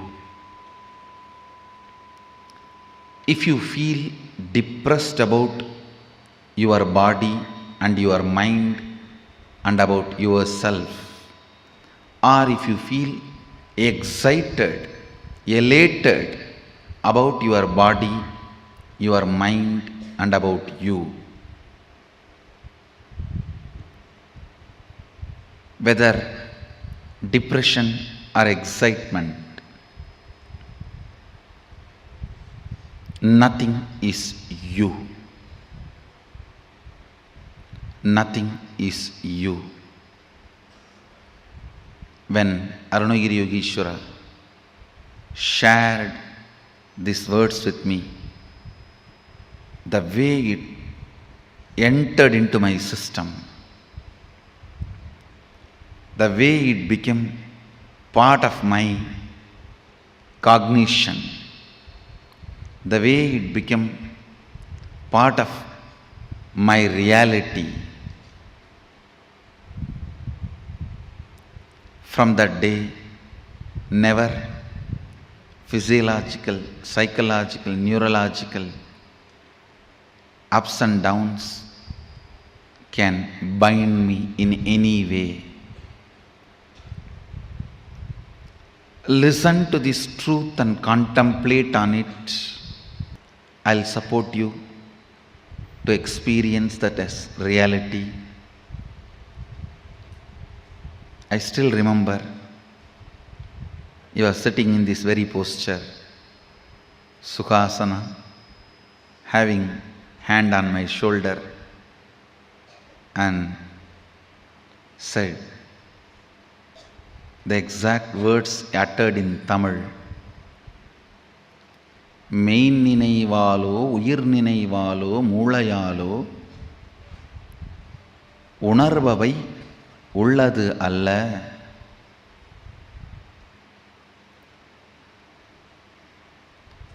I know for sure, even if you are a Tamilian, you can't understand these lines because it is classical Tamil. I asked him, then what is me?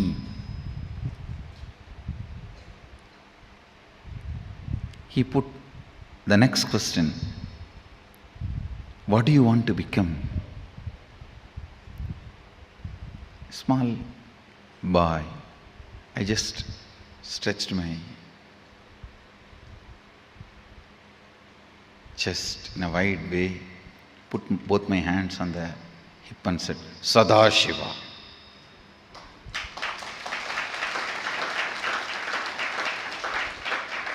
Whatever I heard from the temple lectures, satsangs, pravachans, books, that is what I know as ultimate.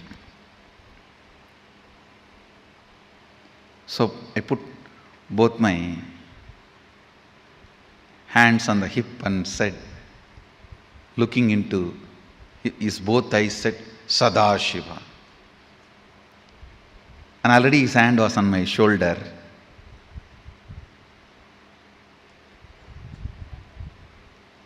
The one more reason I put both my hands on my hip, I just want to give him more space so that he will not take his hands off. His hands will rest comfortably on my shoulder.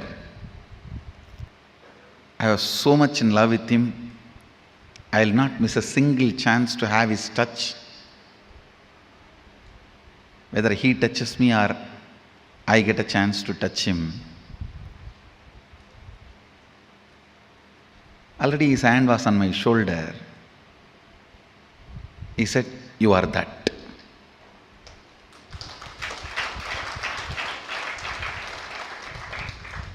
It was so clear, I can see. It's directly from his third eye to my third eye. There was no questions, doubts after that. He himself explained. Your intention is the only living mechanism in you. ஆஞ்ஞையே உனக்குள் இருக்கும் உயிர், ஆஞ்ஞையே உனக்குள் இருக்கும் கடவுள், அதுவன்றி வேறொன்றும் உன்னுள் உயிர்த்திருப்பதில்லை என்பதனால் உயிர்த்திருக்காத ஒன்று உயிருக்கு உபத்திரவம் தர இயலாது.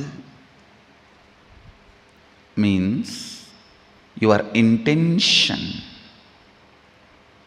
only is you, your intention, what you want to be is only God in you. Your intention is the only living mechanism in you. Other than your intention, everything else is matter in you. Because of that, the matter cannot disturb your intention, which is you. You cannot be controlled, affected by the matters in you.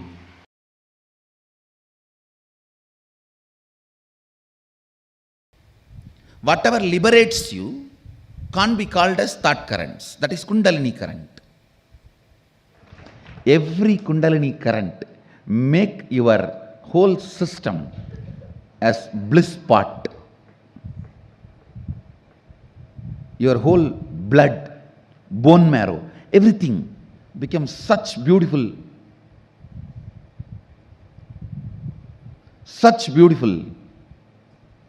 bliss overflow. What you strongly believe inside you as your fundamental right. Listen, all of us strongly believe some things as our fundamental right. That freedom should not be touched, because I go through whatever I go through which I don't want in my life just for that one thing. So all of you look into what do you think as your fundamental right. Listen, what you feel, what you believe as your fundamental right, that plays a major role. Because when you are alone, you boil down only to your what do you think as your fundamental right. A man who thinks, I tolerate all this just for the sake of money, who thinks money is his fundamental pleasure, fundamental right, naturally he will become rich. He will be working only towards wealth and he will become rich. But he will not be fulfilled. Please understand, whatever you think as your fundamental right, you equate that and your life. You are ready to bargain with your life to gain that. Sometime yes from girlfriend, sometime yes from a business proposal, sometime yes for pleasure. Whatever you equate as your fundamental right in your life,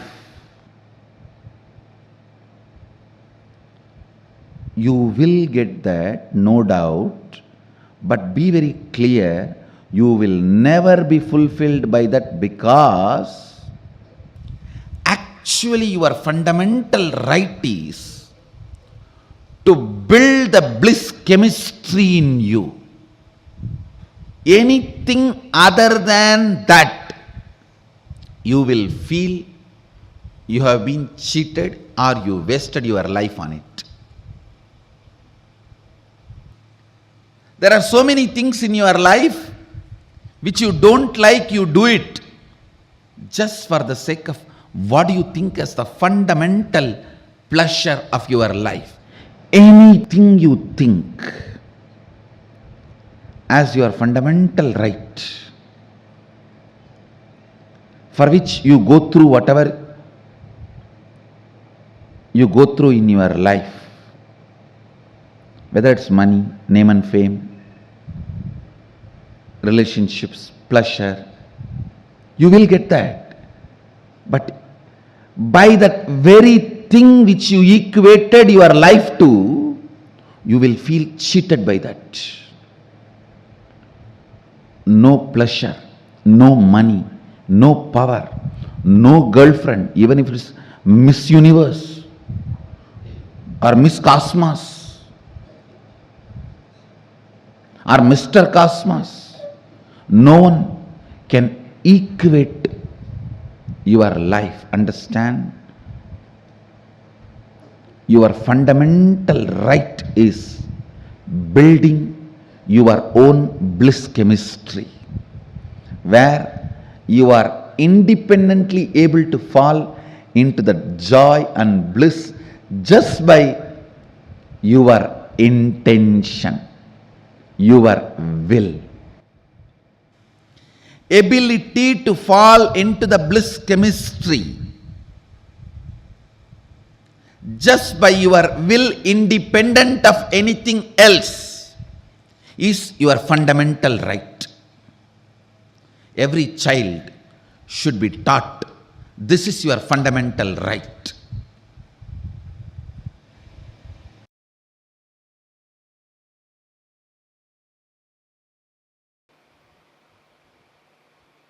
I'll just connect and tell you clearly.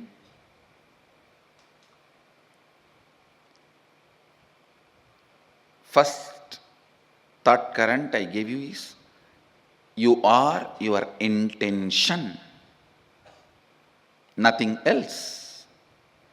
Neither physiological nor psychological or neurological experiences are you. You are beyond all of that.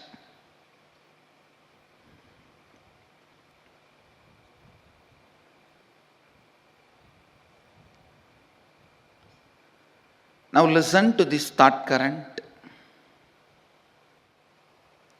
Everything your life is made of is your very expression.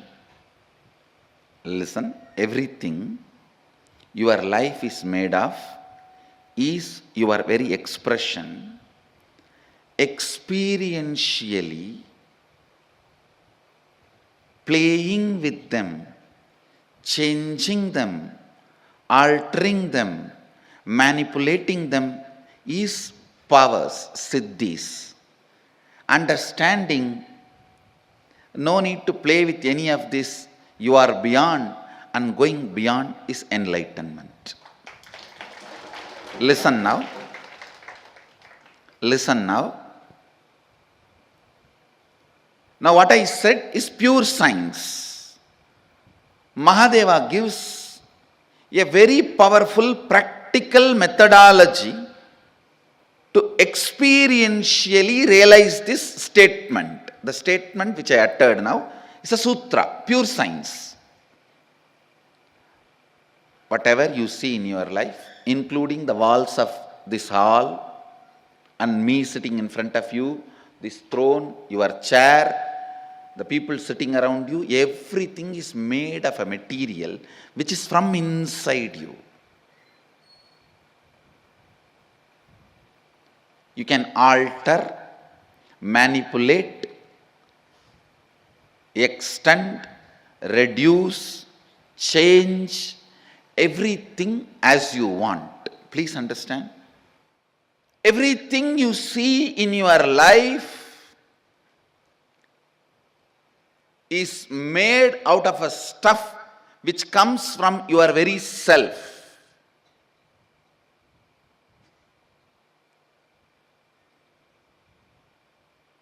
The wax, the material in which your waking state is made and your dream state is made, that material is from you, inside you, just like cobweb. It's from you, the material is manifested. Listen. Listen. How this can become our realization? how this can become our realization. This thought current now which I said is a pure science. Now Mahadeva comes next to applied science. How to make that into reality for you and how to use that in your day-to-day life. It's a very beautiful revelation.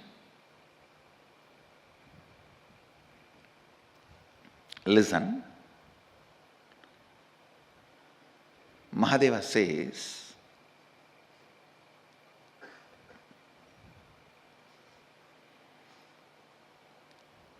early morning,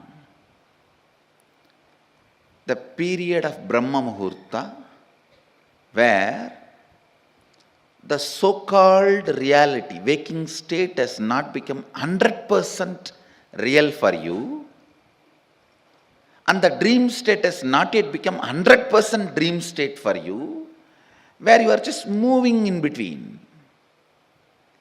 Brahma Muhurta, morning 4:30 to 6, where your inner space, some moments is in waking state, some moments in the dream state.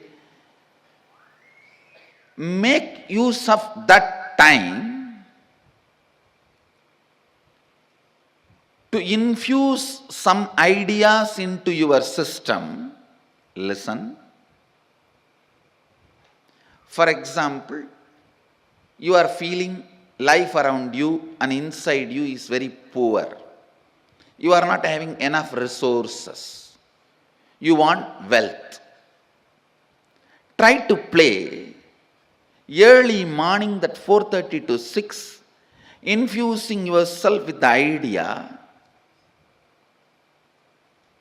let me manifest wealth. Your visualization should be more towards wealth, not towards moving away from poverty. Please understand, if you say, let me move out of poverty, you will be all the time visualizing poverty. No. Move towards wealth. Visualizing wealth. The first thing will happen when you consciously play with your Brahma Muhurta consciousness. That is a unique consciousness. That's a unique time and space where you are neither fully awake, nor fully sleeping, nor fully dreaming. You are like a original material out of which you are made is available for alteration, transformation, manipulation. The material out of which you are made is available to yourself at that moment. Just few days from today to next Sunday, this 1 week, every morning, this Brahma Muhurta time, try to play with your consciousness. I gave you the example of money because that is the biggest problem everyone has. Whether you have or don't have, you have a problem. If you don't have some type of problem, if you have some type of problem,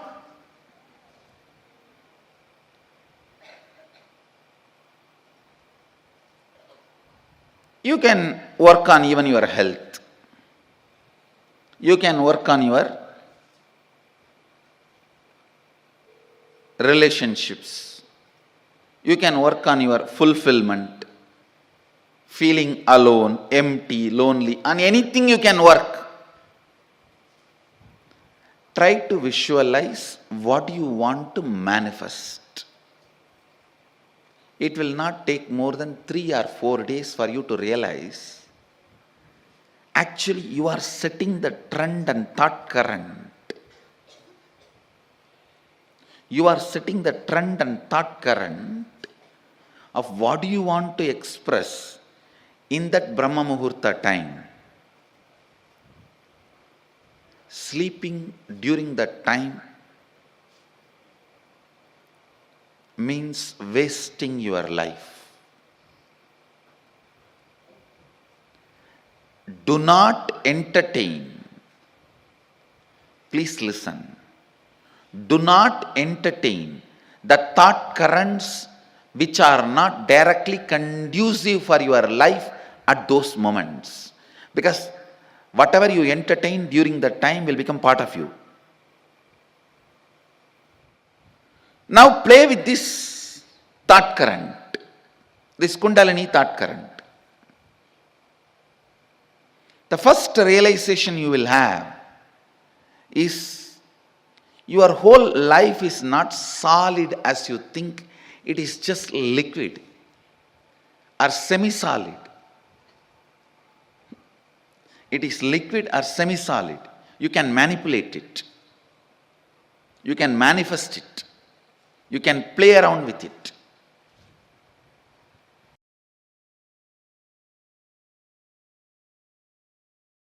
Understanding this thought current is too important. Your physiological, psychological, neurological ups and downs are not you. Means, whether you feel sexually aroused or frightened and shrinking, or filled with the excitement of that future victory, or shaken by the fear of future failure, all these are not you, but the material space, stage on which all this dance is performed, that stage is you. The muscles on which this memory dances is you. The biology on which this biomemory jumps is you. Then you should know, why are you allowing this stupid biomemory and stupid muscle memory in your biology and your muscles? Because your God particle need to strongly remember it is not particle, it is God. God particle is all the time try to be particle. It need to know you are God, not particle.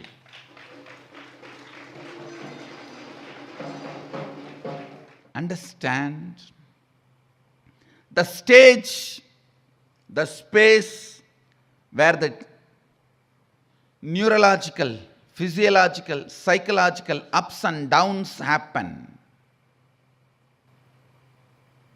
The stage, the space is you.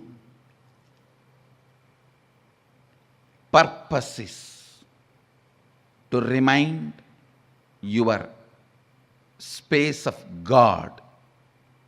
Please listen.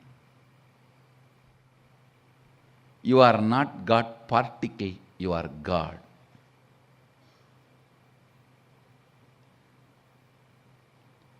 You are not Aham, but you are Sadashivoham. Understand? Knowing this thought current is opening your inner guru to yourself. Then even getting terrorized by the fear of death, or aroused with a sex or desire, excited about the future success, frightened about the future failure, all this also you will start seeing, why am I allowing this to happen in my muscles, in my biology? You will understand every change, every physiological, psychological, neurological ups and down comes with a great message. Tattvamasi, you are that. Tattvamasi, you are that. Tattvamasi, you are that.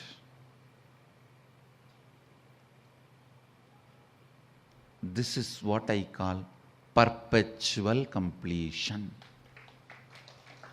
Sahaja Samadhi. My physiological, psychological, neurological ups and downs are not me, but the muscles and biology in which all these are happening is me. So, why am I allowing all this to happen in me? Because they come with a message, I am that. They come with the message, you are that. They come with the message, I am God, not particle. Let this become your subject for Vakyartha Sadas, cherishing, thinking, feeling, internalizing, internalizing. You will see even a small needle piercing your body by mistake, or you go on getting into a fight unnecessarily. Everything leads to this one reminder, Sadashivoham, Sadashivoham, Sadashivoham, Sadashivoham. The moment you start remembering, you may not need the reminders. The moment you wake up, you may not need the alarm clock. So, the moment you remember Sadashivoham, the physiological, neurological, psychological ups and downs will automatically stop, even if you don't do anything to stop them. Because they served their purpose. They finished their job.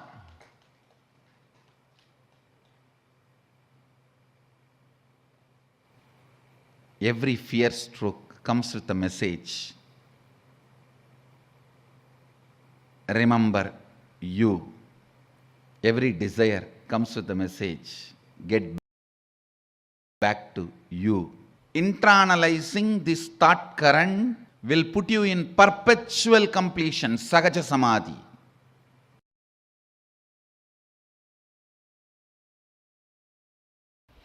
Only when the seeking enters, the life itself starts in you.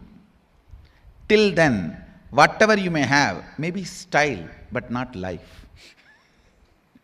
Understand? Maybe style, but not life. Don't call that as lifestyle. Seeking integrates you. Seeking evolves you. Seeking awakens you. Seeking aligns who you are to yourself. I tell you, till the seeking starts, even you will not experience what you call as you. I know the stupid human beings who think they are rich by having only money. Understand? Poor are those who have only money. Uneducated are those who are educated only in schools.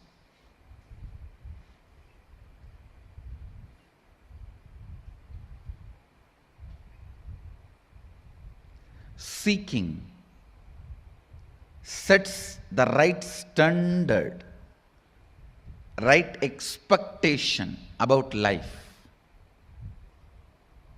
All these words have no meaning till seeking enters into you. Till you start questioning your very existence. Till you start analyzing genesis of your identity. Till you start looking. Please understand, I am not saying till you find answers. No. Because seeking can never find answer. It can only find experience. A seeking, please understand. Seeker never finds answers. He finds only experience. Seeking actually awakens the seeker to his original state. Seeker never finds answer. He only finds his nature. Sadashivatva.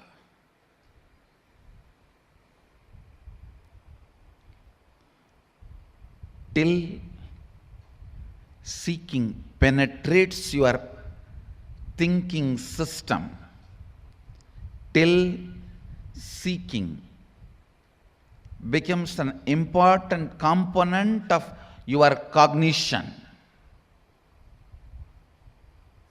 life has not started in you.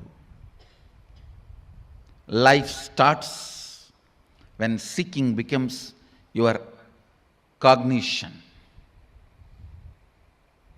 When the seeking becomes your cognition, everything becomes sweet. Thinking, feeling, working, living, loving, caring, even fighting. Now everything becomes juicy. Because you have a purpose, you have a reason, you are needed. Look into this important pattern in which all of you are stuck. All of you are constantly comparing the lifestyle and thought current which develops after seeking. Its plus and minus, and the lifestyle before the seeking and its plus and minus. If you are doing that, you are stupid. Then you are comparing like a adults' lives plus and minus and kids' lives plus and minus. Yes, surely kids' life has some plus which adults' life does not have. But that does not mean you can remain as kid forever. That is a disease. That is sickness. That is immaturity. Being childlike is different. Being childish is different. You are trying to be childish and you think your childishness should be celebrated as cute. No. No.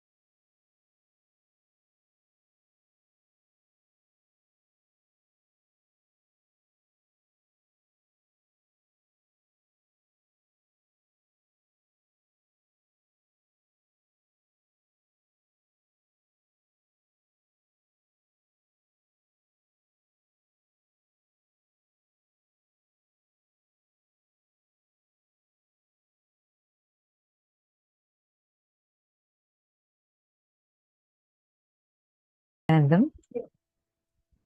Hope all of you enjoyed this powerful session on the Kundalini thought currents, that the 5 Kundalini thought currents that Swamiji gave. Oh my God, actually each thing that Swamiji revealed, right? Like, plus if you remember what Swamiji had revealed in yesterday's session, wow. It clicks on multiple levels. I first want to ask each of you, what did you understand in this session? The 5 Kundalini thought currents that Swamiji had just revealed to us. What did you understand? I shouldn't say thought currents. They're just Kundalini currents. 5 Kundalini currents that Swamiji had revealed about to us. What did you understand? I see many of you who have posted the click. Actually, that that particular click Swamiji said, right? Like, where this was actually on Shivaratri. In 2014 Shivaratri or 15 Shivaratri, one of those two. And Swamiji said, this is a Shivaratri satsang, Mahashivaratri satsang. And Swamiji said, you are your intention to be.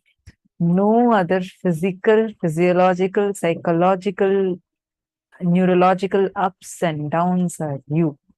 You are your intention to be. Such an amazing, powerful cognition. Here we can see the 5 Kundalini currents that Swamiji gave. The Kundalini current number 1. You are your intention to be. Your intention is the only living mechanism. God in you. Everything else is matter in you. And matter cannot disturb your intention, which is you.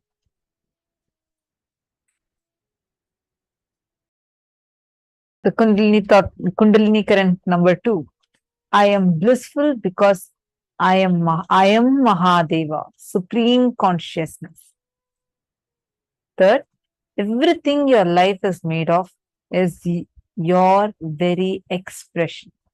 Experientially playing with them, altering them is powers. Understand, there is no need to play. You are beyond this, and going beyond this is enlightenment. Oh my God, just take a few minutes to type this, then I'll show the next 2 Kundalini currents too. Take a few minutes. I request everyone to please type it.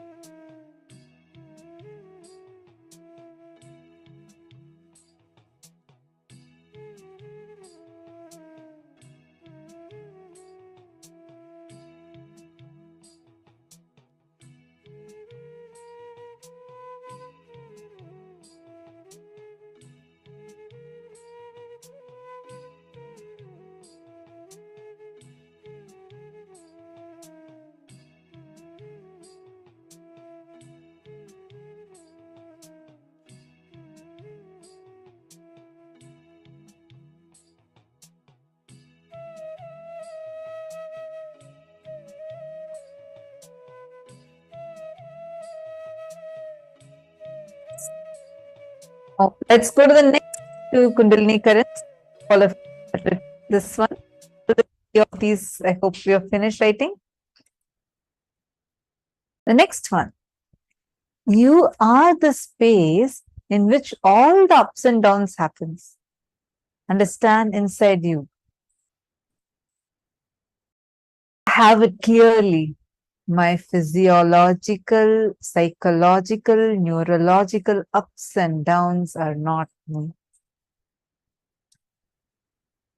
But the muscles and the biology in which all these are happening is me. The space in which all these are happening is me. We are the space in which all these ups and downs are happening. It's just so powerful, right? Understand, seeking is not an alternative lifestyle, but native lifestyle to keep in the altar. Till seeking becomes an important component of you, of your cognition, life has not started in you. Take a few minutes. I'm going to give you all a few minutes so that you can write this down. Please type it and post it on Facebook.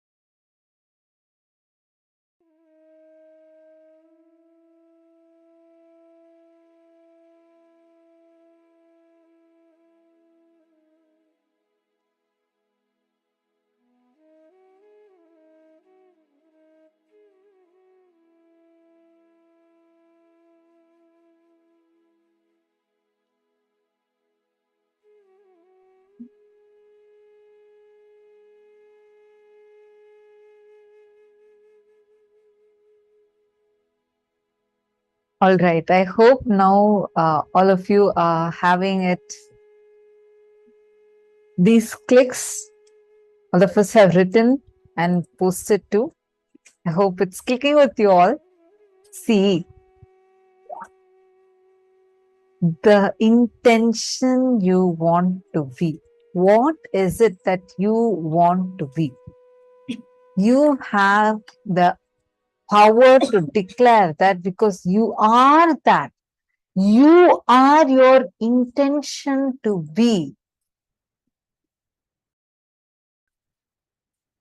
How many of you are getting this? Okay. Ma Agamapriya is having a question. Everything else is matter in you. So it means that the thoughts in my mind is matter, right? Absolutely, yes, you're right. Perfectly right. And you're also asking, I'm a little confused because I remember Swamiji saying, mentioned antimatter in one satsang few days ago. I remember that antimatter is also about thoughts. Beautiful question, Magama Priya. Listen carefully. Matter and antimatter. Matter, according to the definition, normal definition that we all have, anything that occupies space and has a mass. This is what we call as a matter in science normally, right? And yes, thoughts are matter. That's absolutely right. The next question you're asking. So if thoughts are also matter, then what is antimatter? Antimatter is not equal to thoughts. Antimatter is that unmanifest matter which is existential and has the potential to transform into any matter that you want. For example, for example, let's just from just materializing something or teleporting something to you. Now, when Swamiji is teleporting an object from one place to another, the matter gets converted to antimatter. Understand? When it is getting converted to antimatter, it has all the qualities of matter and much more, except that it is not in that particular form that you are wanting to see it to be.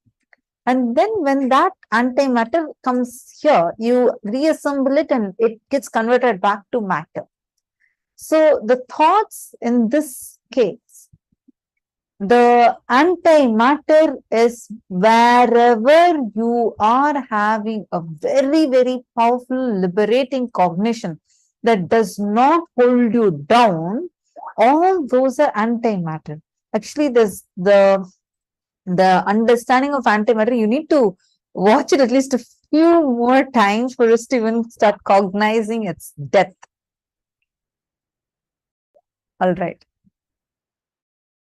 Few minutes, and you're going to declare what is it that you want to be. What is the purpose, your intention to be? Whatever it might be. Oh, I want to become a teacher. I want to be this. I want to be that. And then any other cycle, just boldly declare. Swamiji has told, this is my intention to be. And make it as a strong declaration saying, this is what I want to be. Any other physiological, psychological, neurological ups and downs are not me. It is not me. What I am intending me to be is me. Take a few minutes, make this as a strong declaration inside of you. And you're also going to get a session on Guru Bhakti, a very beautiful book on Guru Bhakti as part of today's gifts for all of you.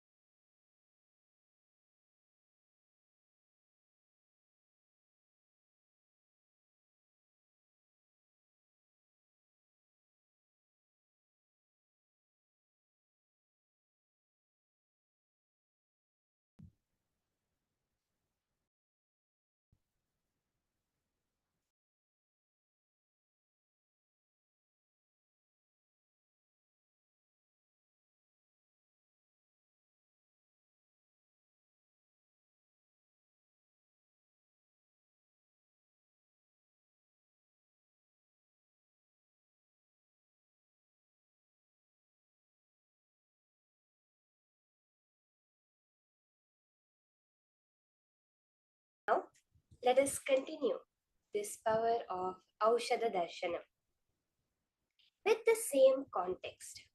See, as Swamiji beautifully revealed yesterday, you are your intention to be. Therefore, if your intention is to be Swamiji, to be Paramashiva, then when you decide that, that has to become your reality.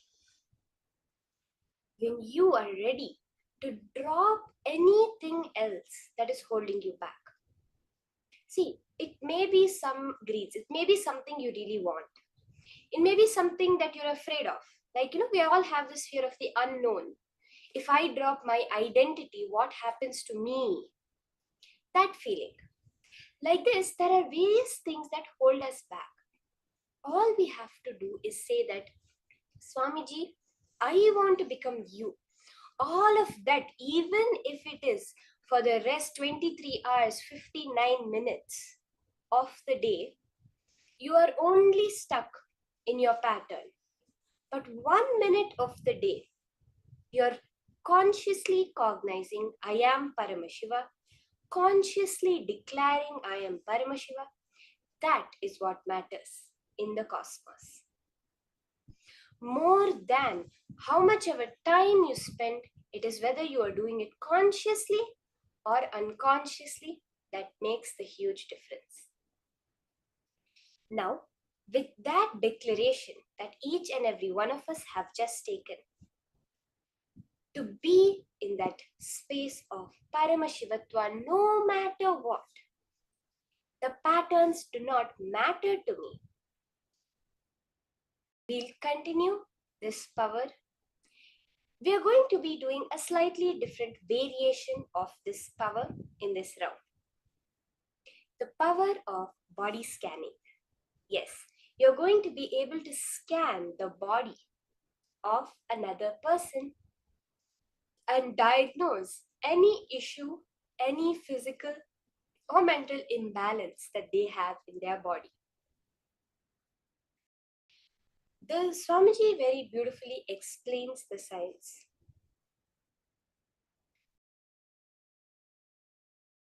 That every time you remember each of these thought currents that Swamiji just revealed to us, your Kundalini just awakens and flows through you.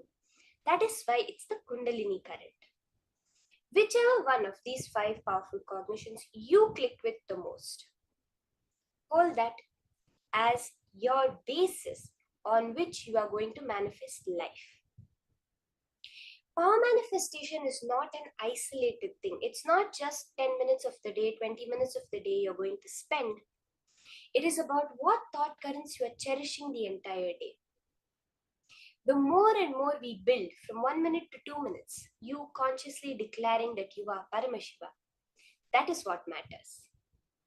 Build it more and more, to higher levels of you consciously cognizing that you are Paramashiva. And let's start now. So let's start this power of body scanning, where you are going to be able to see in clear detail another person's body and all the details, whether it's the organs, whether it's the bones, the tissues, the blood flow, the air flow, all of this you're going to be able to scan in a person's body. The first level, you're going to be able to find a solution. So as I said in the morning, this power of Aushadha Darshanam is being able to scan a solution for a particular problem. We started off with having a medicine on screen and scanning what the disease that cures. This round, you're going to scan the disease of the person and scan the solution that Paramashiva is telling you. So I request all of you to connect to a partner for this round. You can connect within the Zoom. You can call any friends, families who are available around you. You're going to be scanning the problem that they have and then telling the solution. There is a very beautiful story from our history, Hindu history, in the life of Agastya. So I'm sure all of you, many of you at least, would have heard the name Agastya. He is known as the one who revealed the Tamil language to the world from Paramashiva himself. And he's a very great Siddha Purusha, a Siddhar. So what happens is, once a man comes to Agastya, he's suffering from an intense headache. He tells Bhagavān, you only have to save me, my head is really hurting. So just casually, with this same power of body scanning, Agastya scans that man and tells, see, you have a particular type of frog called a terai, which has grown inside your brain, which is sitting there and causing the pain for you. So now, he instructs his disciple, who was sitting next to him, Agastya's disciple, he tells, cure the disease. So immediately, this disciple, he performs a non-invasive open head surgery. Yes, you heard me right. A non-invasive open head surgery, just through the power of the third eye, removes that frog, the terai, keeps it aside, closes the person's head back, and the man is completely healed. Therefore, this disciple of Agastya gained the name as Terayar, the Teraya Siddhar. Like this is how all of us can do power manifestation. It's not a story, something. These are all our possibilities that Swamiji is making our reality now. So are we ready? You can connect to a partner.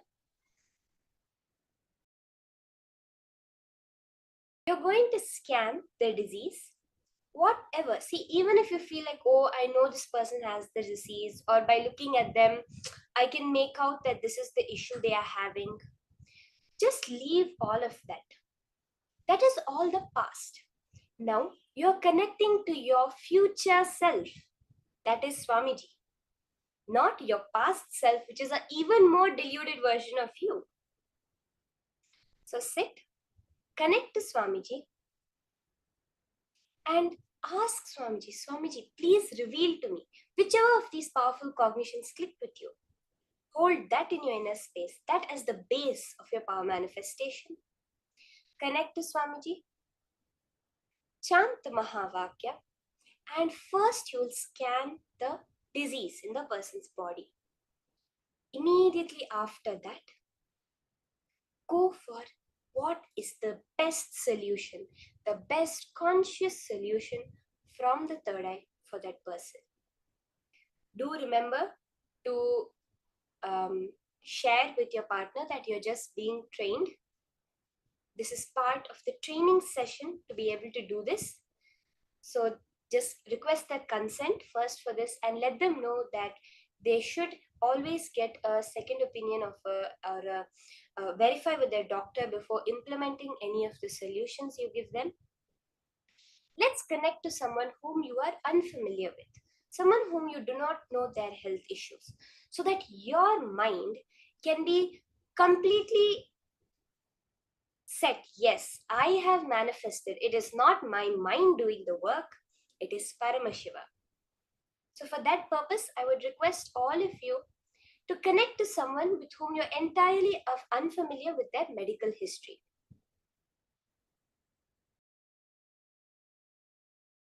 So let's start. Chant the Mahavakya. You can connect to the various participants amongst the Zoom rooms. Nithyananda Can. Paramashivoham.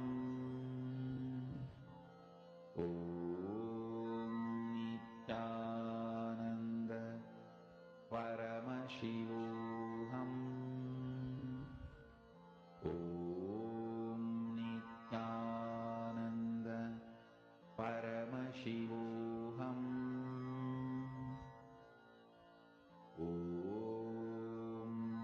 Nithyananda Paramashivoham.